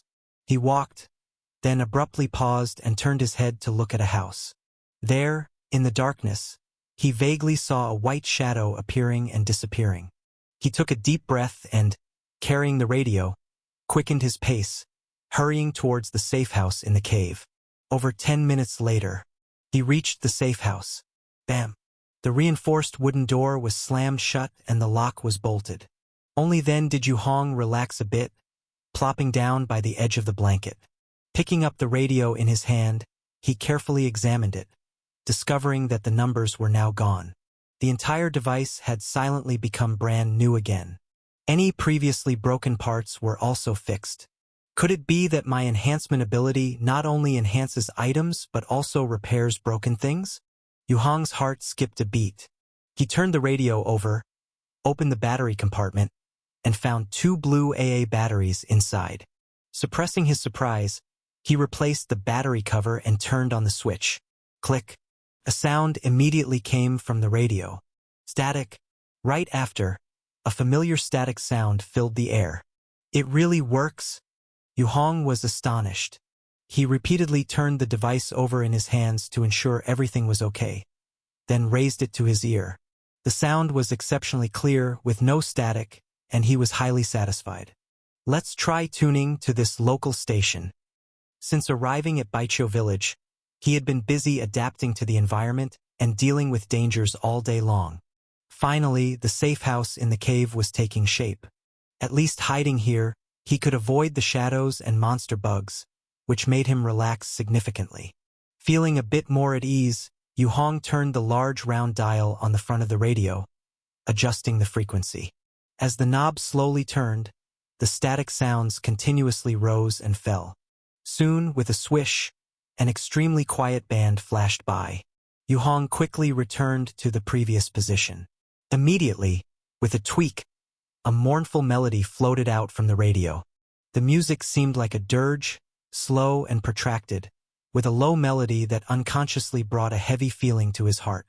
Before Yu Hong could guess what the program was, a voice came from the radio, once again reminding everyone, due to a lack of batteries, please turn on the radio daily at this time, adjust the frequency, and after listening, remove the batteries to save power. A magnetic male voice came from the radio. This is the National Special Disaster Response Management Agency. I will provide daily updates on specific disaster situations across regions and report various changes during the Black Disaster, while also sharing part of Silver Tower's research on the Black Disaster. Please take it seriously. Hearing this, Yu Hong's expression tensed. Realizing he had found the right station, he immediately placed the radio on the ground beside him, listening silently. He had been active around Baiqiu village, as his physical condition made it temporarily impossible to reach farther places. Moreover, even in major places, it might not be possible to obtain the latest national research results. So the content he received on this radio was invaluable to him. At this moment, the radio continued speaking. According to statistics from the National Security Department, there are currently 759 areas in our country still experiencing and spreading the Black Disaster. Each area is primarily dominated by large numbers of blood ticks, occasionally interspersed with shadows. According to Silver Tower's research, the overall intensity of the Black Disaster is increasing over time, following an upward curve. The intensity of the shadows is also slowly increasing. All cities and towns are advised to prepare response plans. The peak period is approaching. During this time, all Black disasters will show a significant increase in harmfulness. Among them, the blood tick's resistance to light is slowly increasing. This trait greatly increases the energy consumption requirements of lighting tools. Yu Hong listened carefully. Much of what the broadcaster explained was unknown to him, especially that the overall intensity of the Black Disaster was on the rise, causing a renewed sense of crisis within him. He now had only a small amount of enhanced pyroxene left. The rest were either embedded or placed in the dark corners of the cave, serving as hidden protection for the safe house. With such a small amount of enhanced pyroxene, if during the peak period he encountered shadows, even just 1 or 2 a day, he couldn't withstand them. Upon hearing this, he immediately decided to enhance more pyroxenes. Just as he picked one up to start, a clap of thunder sounded outside. Immediately, the howling wind roared, sounding like a wailing. At first, a few stray raindrops hit the wooden door outside, making a sound. Then the raindrops increased, becoming denser and denser. amidst the rustling sound. Soon, within just a dozen seconds, a torrential downpour occurred. The dense raindrops hit outside, producing a dense rattle. Yu Hong reacted quickly, finding a newly made wooden bucket from the corner, opened the door, and placed it at the edge outside. It was for collecting rainwater. Rainwater, at least, was much cleaner than foul water. After closing the door, Yu Hong listened to the rumbling thunder outside and the downpour, then looked at the dry, quiet cave, empty and desolate. Suddenly, a sense of calm and stability filled his heart. Returning to the dirty, stinking blanket, he sat on it, exhaling long. Though smelly, it was safe. In such circumstances, even drinking water was scarce. Who dared bathe? To bathe required water. Suddenly, something occurred to Yu Hong, making him want to go out and use the rainwater for a bath. But he was worried about getting sick, catching a cold or fever. In times like these, with no medicine, what if he caught pneumonia? He immediately suppressed the thought and sat quietly in the cave, staring out at the gloomy sky through the viewing window. The radio continued to broadcast. Due to the explosive growth in the number of shadows, the Response Management Bureau will, from today on, dispatch patrol teams to conduct routine inspections and collect detailed data on the shadows. Before saying much more, the broadcaster's voice abruptly cut off, and his breathing became rapid. We interrupt with an emergency news bulletin. A malignant shadow event has occurred in Hope City number 43 on Wuliang Mountain, resulting in hundreds of casualties. Due to the highly transmissible nature of these shadows, all outside communications to this Hope City are currently suspended, cutting off all normal incoming and outgoing transportation. Please note that the site of the malignant shadow event is Hope City number 43 on Wuliang Mountain. The broadcaster repeatedly emphasized the address, his voice grave and tense. Yu Hong listened in shock. That's it. He was puzzled. No rescue measures, just isolation? No supplies either? No matter how long he waited, the broadcaster did not mention the recent news again, only continuing to discuss the latest official research findings and a report from an organization called Silver Tower. The dangerous Hope City was never mentioned again. Not a word. Yu Hong squatted beside the radio, listening for over 10 minutes with no signs of anything more. Finally, he seemed to understand. The authorities might have no other means against the shadows and black disaster but to seal them off, waiting for the intensity to pass. Standing up, he sighed and went to the door, looking out. He pried open a side inspection window, creating a large square window on the door. Beyond the window was a layer of sturdy glass, allowing him to see the rain pouring relentlessly outside. Through the rain, the mountain forest beyond seemed distorted, blurred. Clap. Another clap of thunder came. Yu Hong suddenly thought of stammering Yi, wondering how she was doing now. She must have been caught in the rain halfway. He hoped she was all right. In such weather, he couldn't rashly go out to look for someone. Moreover, stammering Yi's physical fitness was much better than his.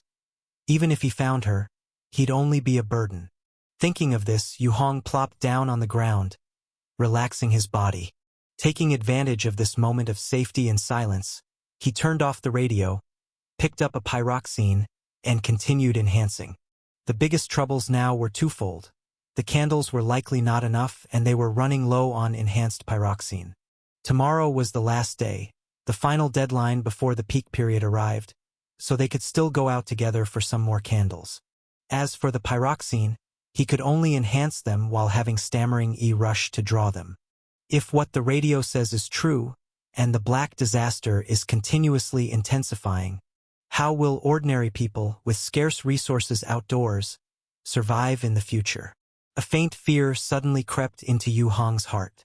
He was someone who scared easily, timid and fearful, but as a result, he always imagined problems as extremely complex and dangerous.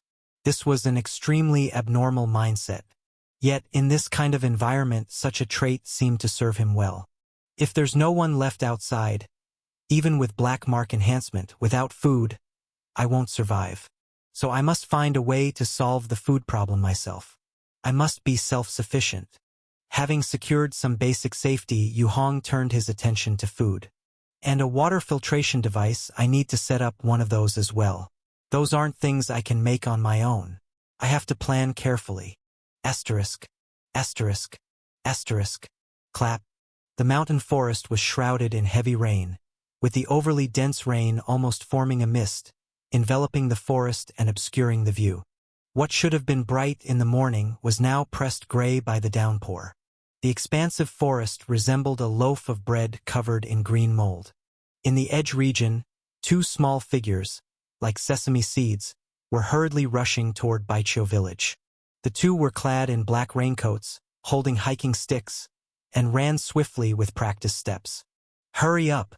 It's getting dark, and those ghost things will come out soon. The person trailing kept gasping for breath, urging. I know. Almost there. The figure ahead was petite and stammered out a reply. It was Stammering Yi who had just returned from outside. Quickly, the two reached the bottom of Baichio village, stepping onto the gravel road, and dashed all the way there. Bam!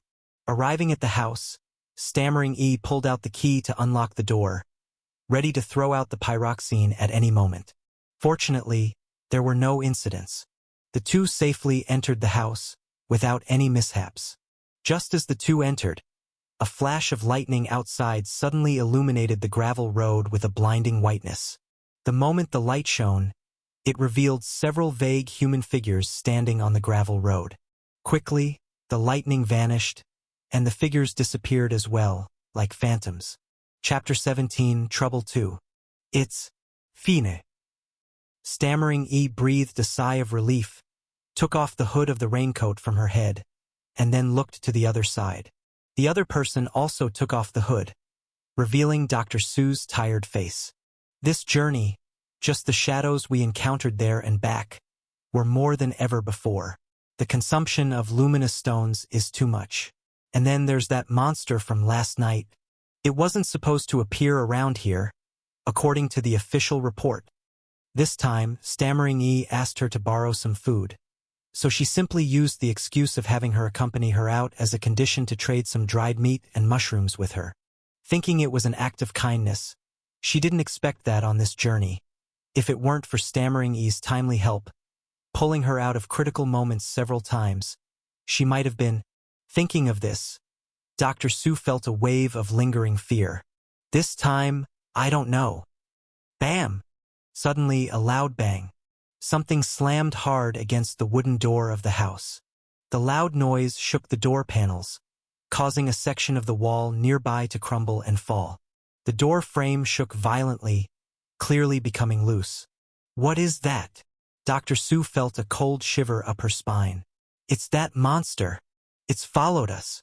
Why? It was the same creature they had encountered at their temporary lodging the night before. Brace! The door! Stammering Yi lunged forward and braced the wooden door with her shoulder. Bam! But the immediate follow-up bang knocked her backward and down. The force of the creature outside was too strong to hold off. Bam! Bam! Bam! The wooden door was being battered repeatedly, and the nails around the door frame were being shaken loose one by one and popping out. Dr. Su was petrified, staring at this scene, her body stiffened and unable to respond. Asterisk. It's it. That thing. How could? Her son had once died in such a scenario. Back then, she and her family had reacted immediately, rushing to brace the door. But the massive impacts outside were something they couldn't contend with. Within less than half a minute, the door broke, and her son, aiming to lure the creature away, dashed out and ran far. She was dragged by her husband, hastily escaping out of the house. Before leaving, she saw her son in the distance being bitten by the creature's shadow. Boom! At that moment, the wooden door shattered, and the debris flew towards the stunned Dr. Su. She was about to be struck in the head. Suddenly, Stammering Yi lunged and grabbed her, rolling them both to the side. Whoosh! After the door broke, a massive dark creature charged in with inertia, taking the chance while it was still unsteady, driven by momentum. Stammering Yi picked up Dr. Su and started to run. She rushed out the door, running with all her might along the gravel road. Where? Are we going? Dr. Su, who had by then come to her senses, asked shakily. Stammering Yi's mind flashed rapidly through countless locations. Her house's wooden door had been reinforced but couldn't block the creature. So other houses wouldn't last long either. What to do? What to do? Asterisk what to do? Asterisk. Sweat accompanied by rapid breaths ran down her temples. Racing out of the village, Stammering Yi unconsciously reached the wooded area where she worked as a carpenter with Yu Hong during the day. Realizing it was not right, she quickly turned towards another direction, not wanting to bring trouble upon Yu Hong as well. But carrying someone while running, especially in the rain, even though her strength and physique were beyond the ordinary, she was becoming increasingly exhausted. Asterisk what to do? Asterisk. She kept thinking of ways, but no matter how much she thought in this environment, without the shelter of a house or the blockade of luminous stones, not to mention the creature behind them, even the continually appearing shadows were something they couldn't resist. Hey, put me down. If I die, so be it. I can't drag you down too. Dr. Su spoke intermittently from her shoulder. Stammering Yi kept silent, concentrating on running toward the distance. Wham! Suddenly she made a sharp left turn, sprinting in the other direction. Beside her, a large tree was violently hit by the dark creature behind them, making a dull thud. The tree swayed with a deep dent in the trunk, almost toppling over. Asterisk. Asterisk. Asterisk. Yu Hong put the radio down, removed the batteries, and covered it with dry leaves. This would be his key to obtaining information from the outside world in the future. So it had to be well preserved. Having done all that, he glanced at the luminous stone, the enhanced pyroxene, with numbers counting down on its surface, but they were so inconspicuous that one might not notice them if not looking carefully. Phew! He exhaled, realizing that his breath had turned into a faint white mist. Is the temperature really this low? He stood up and walked to the stove, intending to light a fire for warmth. With the chimney connected to the vent on the door, there was now a safe way to start a fire. But looking at the firewood in the stove, Yu Hong knew that even if it were lit, it wouldn't burn for long. Sigh. I wonder when Stammering Yi will return. If only she could find some coal or something. The cave's protection was much stronger compared to Stammering Yi's house. The doors and windows over there, the wooden boards, were only half as thick as those here, and the material was softer, having been constructed from old house wood used for many years. The only issues now were warmth and food. Solve those, and this place would become a decent safe haven. Bam! Suddenly, Yu Hong seemed to hear a faint sound of impact coming from outside, far away. What's that noise? He frowned. Anything making such noise outside on a rainy day must be a creature or a shadow. He stood up, wanting to check what was happening outside. As he got up, he hesitated, fearful of being spotted by the shadows outside. Encountering a ghastly pale face suddenly appearing outside the peephole would be terrifying. Even with the enhanced pyroxene blocking it, being scared to the point of mental fatigue was quite normal. Thinking of this, Yu Hong sat back down. Bam! Suddenly, there was another sound. Yu Hong's face changed. He jumped up and rushed to the peephole, pulling aside the covering to look outside. What he saw startled him. It was Stammering Yi and Dr. Su being chased by that dark mass of a creature. Damn! Looking at the creature, Yu Hong was horrified. In the middle of the downpour in the hills, about 30 meters away, a creature resembling a giant tick, over 2 meters tall and 4 meters long, pitch black, was chasing after the two. Silence. A pause. Yu Hong stood at the entrance. Bam! He abruptly flung the door wide open. This way! Come this way! He shouted towards Stammering Yi. He was tense all over, trembling, the blood in his veins surging rapidly, his face flushed. The intense terror and fear urged him to shut the door quickly, not to attract the creature's attention. But Stammering Yi had previously saved him and helped him countlessly. Even in fear, Yu Hong held onto his moral ground and his principles. While gripping the metal-studded pyroxene staff on the doorframe, he fought hard not to let his fear compel him to shut the door. not letting fear force him to hide away. This way. Yu Hong stepped outside, standing in the rain, shouting fiercely. Run this way, he bellowed. He knew that if they kept running outside in such an increasingly darker environment, should the shadows appear, the end result would mean death. Rather than that, it was better to hide together in his place, betting that this reinforced door could withstand the creature's attack. As long as it held out for a while, once the clouds dispersed, the creature would soon retreat. In the distance, Stammering Yi and Dr. Su turned their heads upon hearing the shout. Not only them. The bug-like creature heard it as well, turning its head to glance this way. Taking advantage of this pause, Stammering Yi gritted her teeth and was about to run in another direction. Trust me, Yi. Yu Hong's voice rang out again. Stammering Yi paused, turning back to look at Yu Hong. Far away, she saw the grim determination on his face. Come! Yu Hong shouted, reaching out his hand. Whoosh! The dark creature charged again, its speed causing a breeze that lifted Stammering Yi's hair. Even the rain couldn't stop the force of the wind. At once, Dr. Su reacted first, pulling Stammering Yi as they ran toward Yu Hong. Her movement provoked the creature. The black creature followed behind them, storming toward Yu Hong at the cave's entrance. It was a black colossal tick-like creature, like a monster truck with 8 legs, thundering toward the cave. Its rhino-like size stomped wildly, a different kind of terror from the shadows. Yu Hong took a step back, standing to the side of the door, watching the monster close in, his legs trembling furiously. A month ago, he was just an ordinary person, a regular office worker. A month later, he was forced to face such an entirely unknown horrid monster. Fear, tremendous fear, made him stiff all over, hardly able to move. The hand gripping the doorknob trembled violently, eager to shut and lock the door. But Yi and the doctor weren't inside yet. Forget the doctor, but Stammering Yi was different. She had saved him, and so, now he had to save her. Bam! Yu Hong slapped his thighs hard. Calm the hell down. Damn it. Stay put.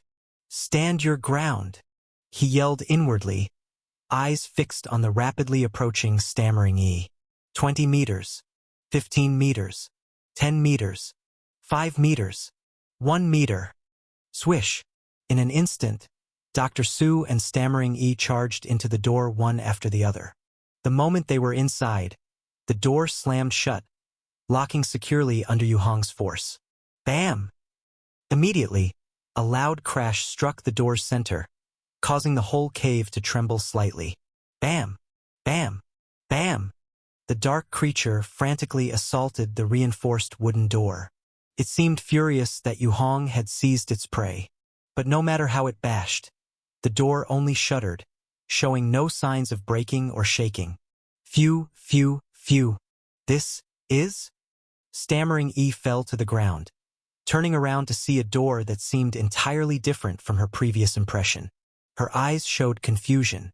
She remembered that the door she and Yu Hong had worked on before shouldn't look like this at all. This door in front of her was way more upscale than before. It also seemed much sturdier. After you left, I reworked the door, reinforcing the surrounding area, Yu Hong explained, noticing her confusion and plopping down too, panting heavily. Stammering Yi stared blankly at him, considering the stark contrast between the previous wooden door and the perfected thick door in front of her. Forget that for now. Help brace it. Yu Hong stood up, shouldering the door from behind. Dr. Su and Stammering Yi quickly rose to their feet to help brace it.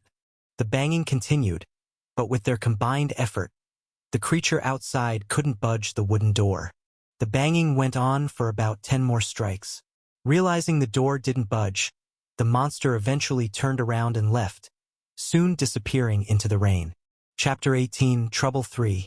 With a thud, all 3 of them, Yu Hong, collapsed separately onto the ground, their bodies limp and breathing heavily. The intense sound of their breaths echoed through the cave, stirring up tiny air currents. I told you, just trust me. All right? Yu Hong said, his face pale, speaking intermittently. This door, Stammering E still couldn't understand. The wooden door hadn't been like this before. How could it change so much in just a day? What did you encounter? And what exactly was that monster? Yu Hong didn't answer but looked at Dr. Su, hoping to get information from her since communicating with Stammering E was painfully slow. Dr. Su's face was ashen, and blood was slowly seeping from her calf. Hearing this, she carefully examined the reinforced wooden door and looked around at other parts of the cave. So, this is your self-built safety. Boom! At that moment, a loud crash instantly interrupted her speech.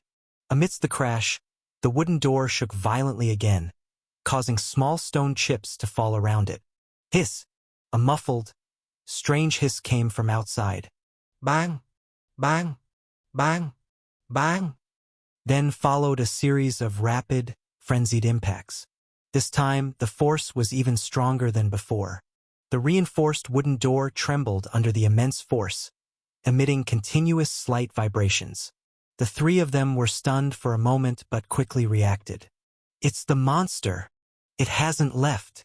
Dr. Su screamed, her voice sharper and almost unrecognizable compared to usual. Yu Hong and Stammering E rushed forward without a word, pressing their shoulders against the back of the door. Seeing this, Dr. Su gritted her teeth and joined them, bracing the wooden door. Bang! Bang! Bang! The series of massive impacts caused the reinforced wooden door to shake continuously, and the screws holding the door frame started to loosen more and more. Hold it! Yu Hong shouted. One hit after another. The three of them braced the wooden door with all their might, counteracting the impact-induced loosening. They all knew that once the door was smashed open, everything would be over. So they gave it their all.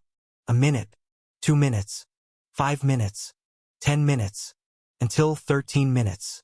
The heavy rain outside slowly subsided, and the overcast sky cleared a bit.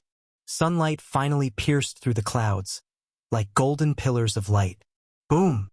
The last loud crash. Their bodies jolted violently, and clear cracks appeared around the wooden door, on the verge of falling from the stone wall of the cave entrance. Hiss! The giant tick monster let out one last strange hiss, finally ceasing its assault and beginning to retreat. The hissing receded rapidly, then disappeared completely. Yet, the three of them continued to hold the door tightly, not daring to move, fearing a sudden sneak attack. They waited for well over 10 more minutes. The golden sunlight outside gradually seeped in through the viewing window's gaps, signaling to Yu Hong that it should be safe now. With a thud, he collapsed onto the ground, gasping for air. So tired, almost got overrun and smashed through the door. Given their state just now, once the barrier was breached, the outcome was obvious. Death was inevitable. At the verge of exhaustion, they wouldn't have been able to flee far. Luckily, it was all over. Swoosh, swoosh, swoosh. Their breaths sounded like bellows, sweat trickling down their foreheads and cheeks, falling to the ground, leaving a trail of black spots. It's okay now. It should be. The sun's out. Yu Hong stood up, swiftly pulling open the viewing window to look outside. Through the wire mesh, the sunlight streamed in, accompanied by a damp, cool breeze that tickled his face and sent a slight shiver through him. Looking both ways out the window, he confirmed that the monster had indeed disappeared, and finally he relaxed. Turning back, he glanced at the other two who were also sitting exhausted on the ground. What was that thing, anyway? How did you provoke it? That was a large blood tick from the blood tide. We usually call it big skin. Dr. Su wiped her sweat and then casually rubbed her grimy coat, answering. But it shouldn't appear at this time. It usually shows up only during the peak period, and it's never been this aggressive and dangerous. Thinking about this, she managed to stand up. This isn't right. Something's wrong. We can't stay here. We need to pack up immediately and head to the town's bunker. We can't handle big skin on our own. There was a hint of anxiety on her face. Yu Hong, it held. Stammering E stood up, also wiping away sweat with her sleeve, pointing at the reinforced wooden door. Her pointing made Yu Hong and Dr. Su notice the crack damage by the door. And what about next time? What if the peak period arrives and there are two big skins? Dr. Su said lowly. She turned to Yu Hong. I don't know how you crafted such a sturdy door, but with the peak period approaching, we barely held off one big skin. Do you think it'll hold? Will staying here keep you alive? She pointed loudly at the cracks on the door. Yu Hong was silent. He placed a hand on the door, looking at the inscription appearing on it. Repair time, 17 minutes. That it could be repaired even though it was damaged was something he hadn't considered. Besides, to the average person, heading to the town indeed seemed like the best choice, but his eyes flickered. Asterisk, if he went there, many things could easily go awry, and also, hadn't they fended it off? Asterisk. Asterisk, though the door was nearly broken.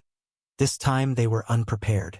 Adding more reinforcing panels or chains should make it much easier. Asterisk.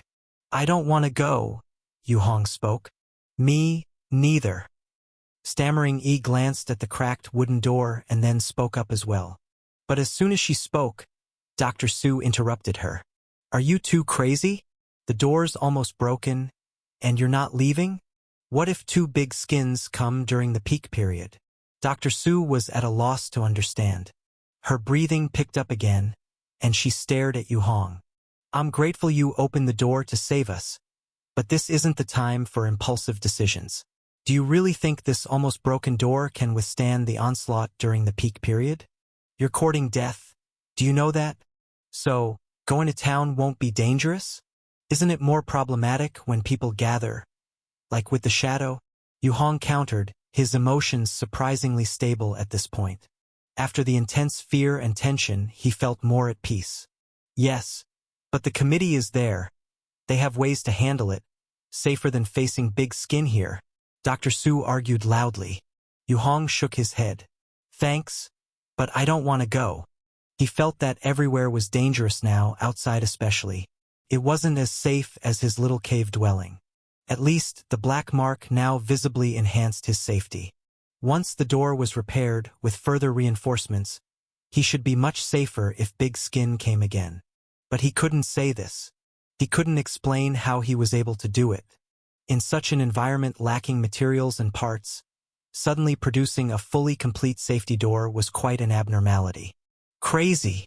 Dr. Seuss stared at Yu Hong. Incredulous. You're absolutely insane. You're going to die. She pointed at the door.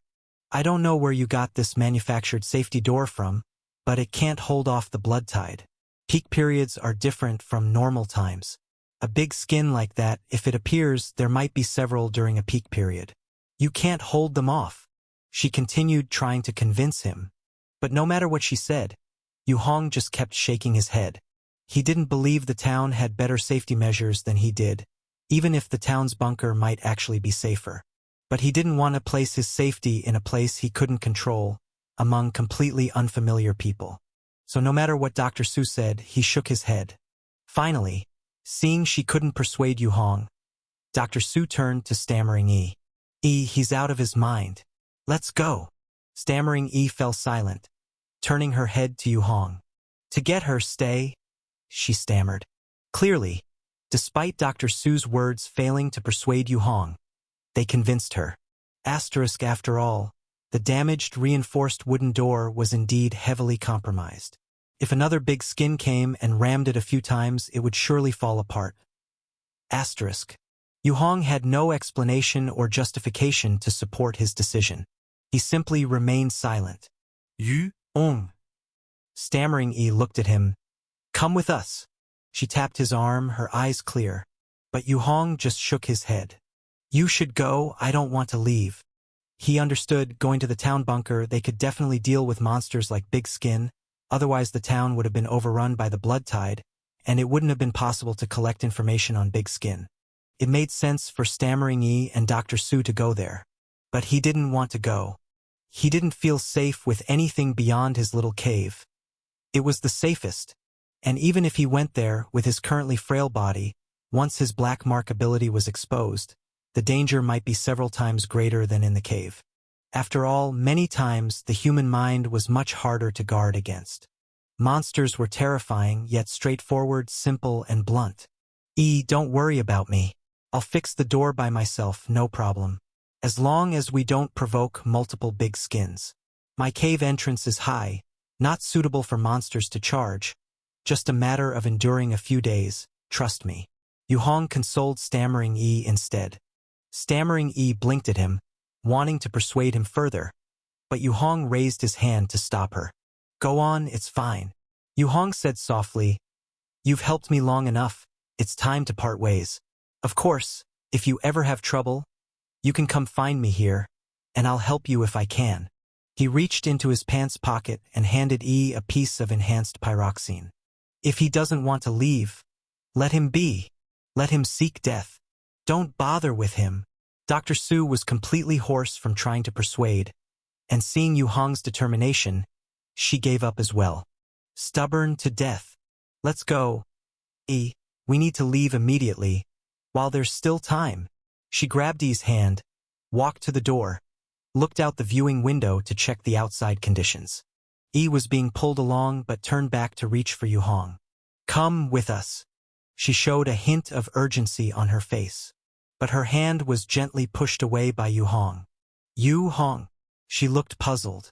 I'll be fine, go on. The two of you can look after each other.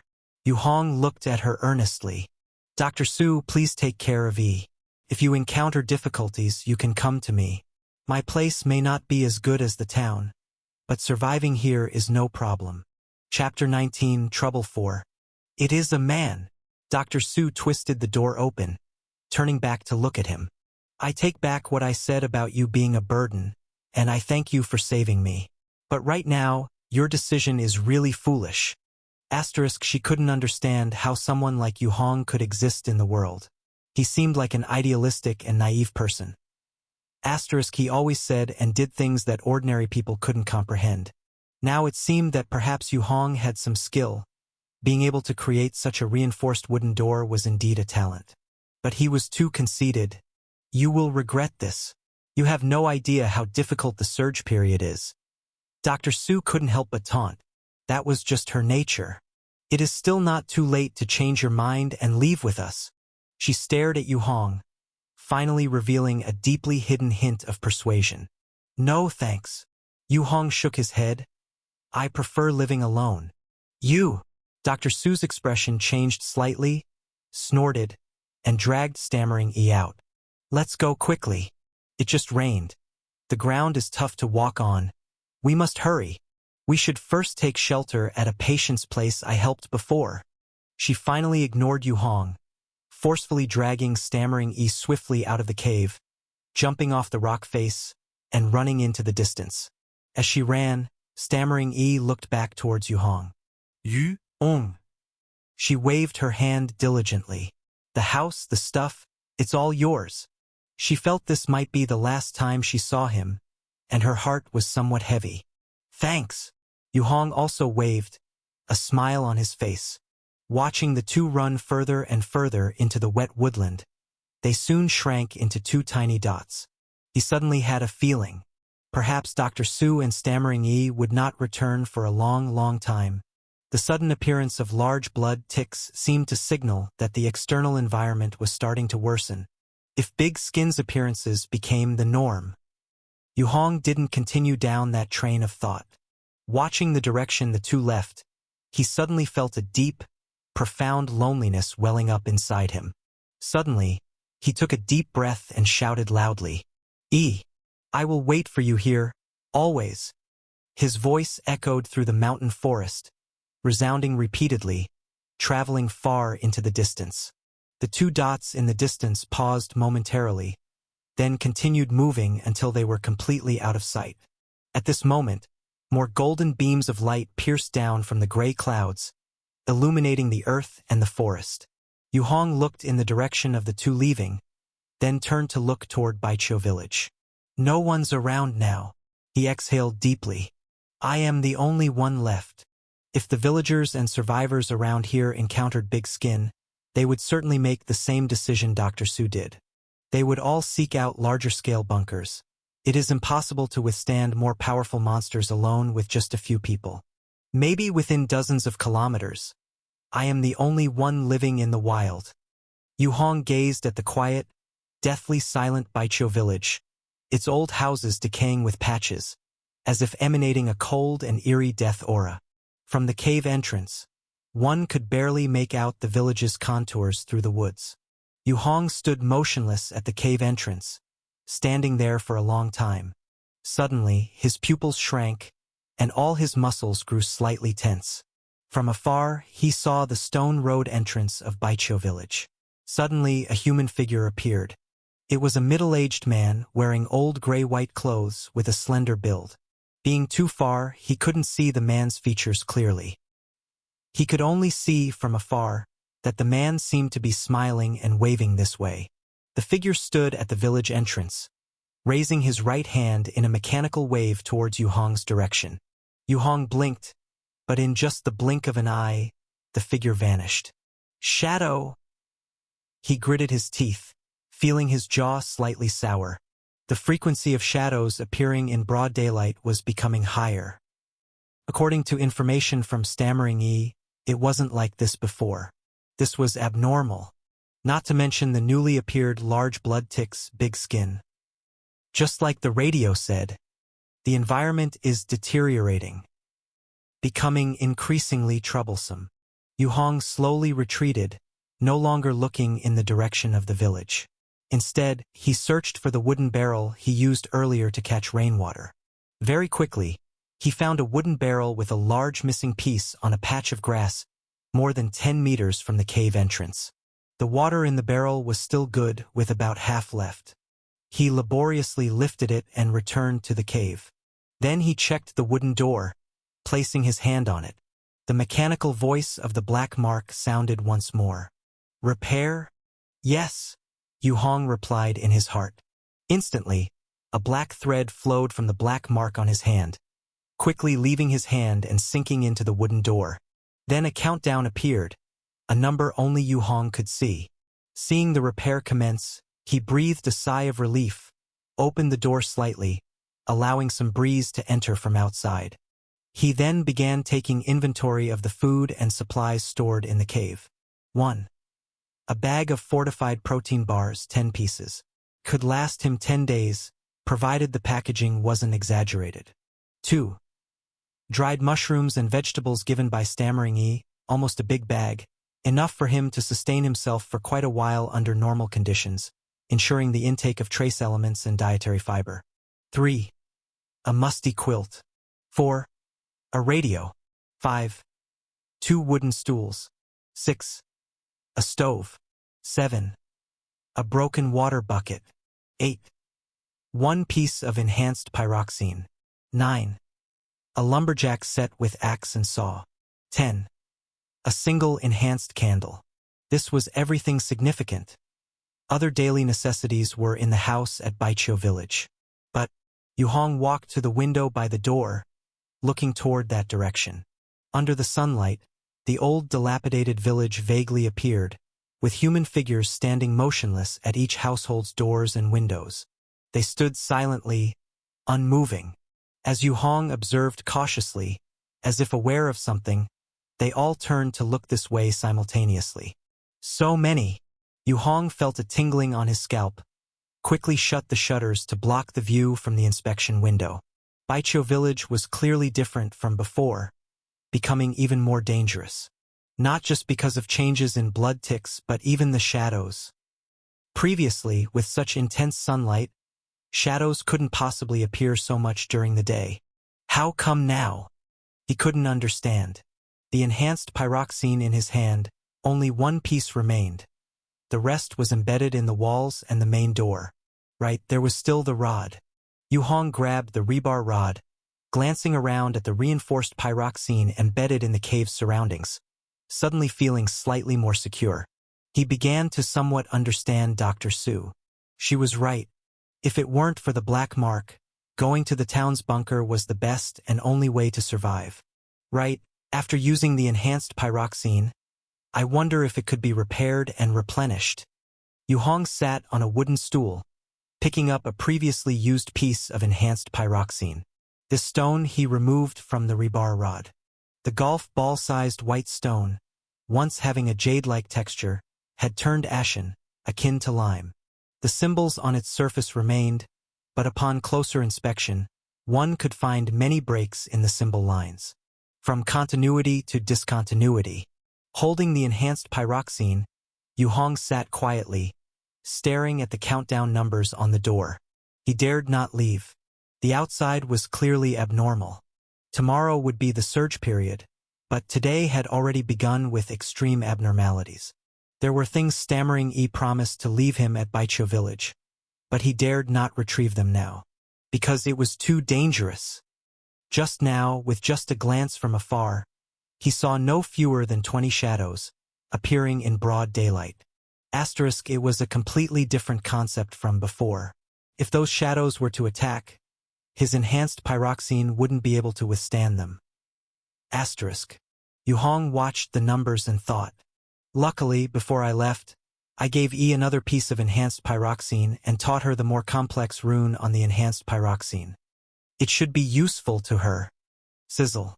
At this moment, as he pondered, the wooden door in front of him suddenly blurred.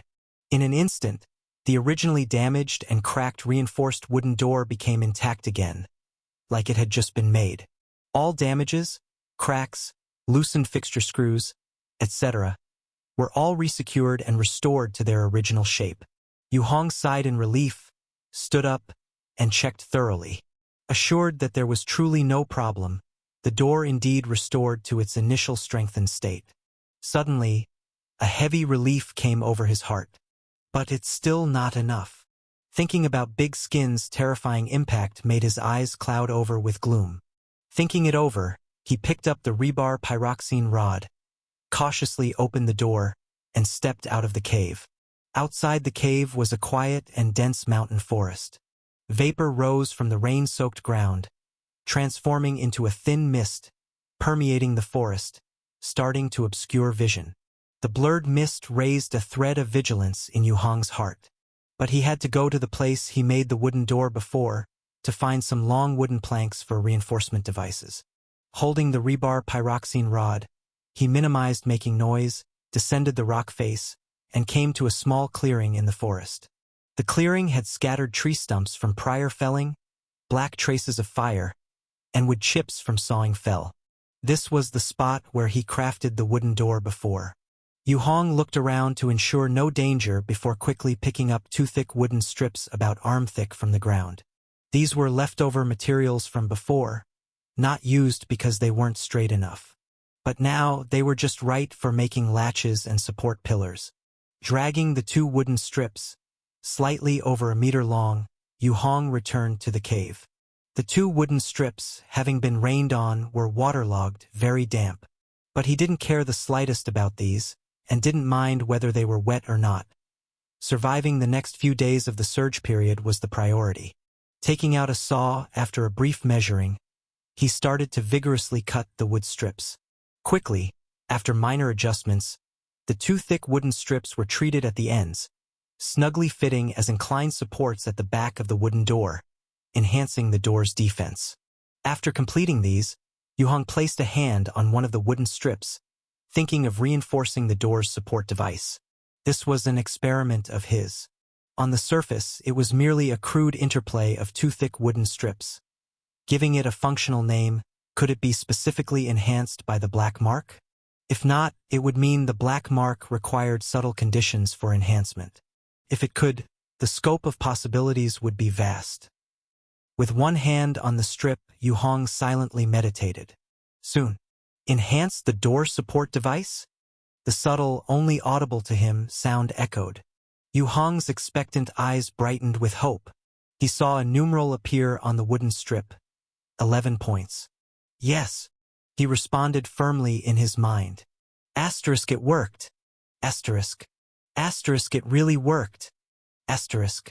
At the same time, a slight excitement arose in his heart. If this is so, then creating a makeshift water filtration tool on my own might also be strengthened to perfection. There's also furniture, various tools, as long as I give them a designated conceptual functional name, maybe. Chapter 20. Again attempting one. 11 minutes passed quickly. Under Yu Hong's expectant gaze, the thick wooden beam supporting the door blurred with a hiss and turned into a pitch-black metal rod in less than 2 seconds. The metal rod looked like an oversized chocolate bar, with anti-slip pads at both ends to increase friction. The material seemed to be iron but was much darker in color. Yu Hong picked up the rod and examined it closely. Although it's still a simple structure, the material is enhanced, obviously much sturdier than before. Impressive! He was amazed. Then, he repeated the process to enhance the second thick wooden beam. After a dozen minutes, 2 black metal pillars on the back of the door symmetrically supported it from the left and right. This is way better than the 3 of us using our shoulders to brace it. Yu Hong nodded in satisfaction. Then, there's one last troublesome issue. Candles. He hesitated to go back to Baiqiu village, but the candles, water filters, pots, and cups were all there. I only have 1 candle here. Definitely not enough, unless I make a fire. Wait! Suddenly, Yu Hong squinted his eyes and looked at the stove by the stone wall. This stove, which Stammering Yi helped him retrieve, connected to a smoke pipe and had not been officially put to use yet. What if I enhance this? This thought brought a strong sense of anticipation to Yu Hong's heart. He suddenly remembered the axe he had enhanced earlier, so he went to the corner to fetch it. The axe was different from before. At first, it was just a simple wooden-handled axe with plenty of nicks on the blade from chopping. Now, after enhancement, the axe had a much larger metallic handle suitable for chopping wood. The long black handle featured anti-slip patterns, and the silver head of the axe was noticeably thicker, with a blade that gleamed sharply. One could say the ordinary old axe had transformed into a fine woodcutting axe. Putting down the axe, Yu Hong walked to the stove. The stove was square-shaped, made of metal, coated with black paint, resembling a low black table. Yu Hong reached out and placed his hand on the edge of the stove. The icy touch jolted him awake. Enhanced the fire. No, enhanced the lighting and heating system. A flash of inspiration hit him as he quickly revised the stove's name. SSS. A black line oozed from the black mark on the back of his hand, seeping into the stove's surface. Soon, a number appeared on the stove's surface. 1207. Enhanced the lighting and heating system? The black mark's query was heard. Yes, Yu Hong responded forcefully. Instantly, the number on the stove changed from a static figure to a countdown. Hope it works. A hint of anticipation rose within Yu Hong. The time until nightfall was still far away, and he had a candle to last through tonight. By dawn tomorrow it should be fine. But if tomorrow's enhanced stove still couldn't meet his expectations, he'd have to risk entering Baiqiu village to retrieve the candles and other supplies left by Stammering Yi. As he watched the stove's time decrease, Yu Hong found a dry spot to sit down, feeling utterly exhausted. The series of changes today had caught him off guard, and the effort of reinforcing the 2 support beams had drained his energy. Weariness overwhelmed him, so he took out the candle early, held it by his side, and leaned against the steel pyroxene rod, slowly slipping into slumber. Old Yu? Old Yu? A gentle voice woke him from his sleep. Yu Hong opened his eyes to find a familiar pretty face hovering before him, smiling down at him. It was his colleague from work, Chun Huiru. Old Yu is awake. I was scared to death, thinking something big happened. Thankfully, it was just a scare. Chun Huiru turned to speak in another direction. I told you Old Yu isn't that fragile. We went too far with this prank. We're all from the same unit after all. Old Yu usually brags about his courage, yet here he was, scared like a dog. Man, I got enough material for a year. Laughter erupted. Yu Hong rubbed his eyes and realized he was sitting on the lawn outside his unit building, surrounded by his colleagues, all cheerfully chatting. Each of them was smiling warmly at him, chatting away animatedly. Pretty realistic, huh? That bug was a model I rented from a nearby film crew. You're the 4th person to be scared by it, including yourself. You're lucky. Yuan Zhou almost wet his pants, and we caught it all on video. That's your dumb idea. The colleagues laughed and joked. encircling Yu Hong on the sunny lawn. Their smiling faces were warm and harmonious. As they continued chatting, they started holding hands, circling around Yu Hong. One lap, another lap, another lap. Look, old Yu still hasn't snapped out of it. It's too funny. Don't be mad. Later, Brother Gao will treat us to hot pot. Snap your pictures, folks. Cheese. The voices kept entering Yu Hong's ears. He sat there dazed, watching his colleagues spin around him. Their smiles were so real, so warm. So it was all a prank. Yu Hong finally relaxed. He stood up and reached out to grab one of his most familiar colleagues. Sss. Silence fell all around. The sounds vanished completely. In the stillness, Yu Hong's vision momentarily blurred. He took a deep breath and slowly opened his eyes. The cold stone floor was hard and real, painfully poking into his tailbone.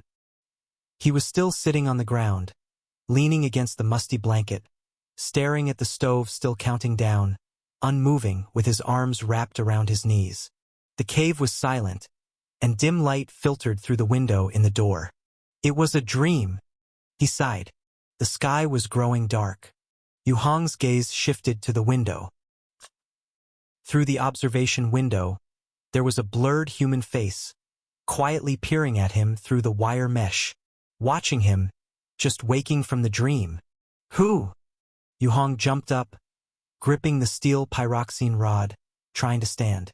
But his legs had been inactive for so long that they tingled when he stood, nearly causing him to stumble. When he steadied himself on the stove and looked again, the face at the observation window was already gone. Huff! Huff! Yu Hong was pale, realizing it might be the shadow, for he hadn't heard any footsteps, and the other's movement was jerky, skipping distances without continuity, which was the shadow's most significant trait. He had opened the observation window for ventilation earlier, allowing outside air to flow through the wire mesh. He didn't expect to be discovered by the shadow so quickly. It's just twilight, and it's already showing activity. Standing up, he cautiously advanced and reached out, swiftly closing the observation window shutter. Swish! The window light disappeared, plunging the cave into darkness. Yu Hong switched to another ventilation hole for air exchange.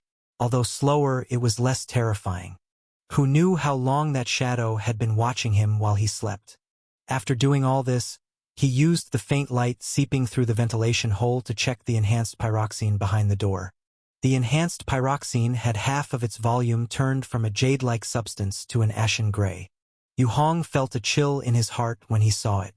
Luckily, the enhanced pyroxene was there, or I might not have even known how I died in my sleep. He sighed, detecting a faint scent of dampness in the cave, realizing it would turn moldy if not dried soon. His only hope now was to see what condition the stove would be in after enhancement. At this moment, the countdown on the stove had just over 10 minutes left. Yu Hong simply sat there, chewing on a dried mushroom bit by bit. He stopped looking at the door, keeping his eyes fixed on the stove. The 10+ minutes quickly ticked by. The number on the stove was about to run out. Yu Hong felt slightly tense, as this enhancement might affect his subsequent plans. Sss. At that moment, the stove's number vanished, and the entire stove along with the smoke pipe blurred. The blurred state lasted a second before everything became clear again. At the same time, a brand new stove appeared before Yu Hong. Is this? Upon seeing the new stove, Yu Hong's eyes widened in astonishment, because the thing in front of him had completely exceeded his expectations. Before him was a fireplace seamlessly integrated with the cave wall. The fireplace seemed to meld perfectly into the rock wall, with the body and smoke pipe entirely embedded in the stone. But that wasn't the most crucial aspect. What was key was that the stove's external material was entirely transparent. All of it was a synthetic material resembling glass crystal. Yu Hong stepped closer and lightly tapped the edge of the stove. Thud thud. Two dull sounds, very solid. Asterisk this thing. Heating and lighting in one. Asterisk Yu Hong was at a loss for words. A stove already provided heating, but making it transparent naturally added lighting. This enhancement was pure genius. He observed the new furnace for a while, until the outside light completely dimmed, and slight rustling sounds were heard. He quickly took out a match and lit a candle. The enhanced candle was windproof and could collect soot by itself, quite impressive. Placing the candle on a stool, Yu Hong swiftly stuffed firewood and kindling into the stove. The kindling was the wood shavings he had left over. Extremely thin strips cut from wood, coiled and easy to ignite. He also added some sun-dried grass leaves. Crackle. Soon, a dark red flame shimmered inside the fireplace. The flame grew larger over time, with grayish-white smoke rising and flowing into the chimney, leaving no residue in the cave. The flame grew brighter and larger. Gradually, the firelight in the transparent fireplace outshone the candle flame. Another 10+ minutes later, after the fireplace stabilized and Yu Hong added thicker wood logs, he blew out the candle with one puff. Finally, it worked. He collapsed into a wooden stool with satisfaction, watching the burning fireplace. The warm waves of heat seeped through the transparent exterior of the fireplace. This material surprisingly had good thermal conductivity as well. With the increased warmth, the cave's dampness gradually dissipated, replaced by relaxation and warmth. For a moment, the entire cave felt as warm as spring, bright and safe.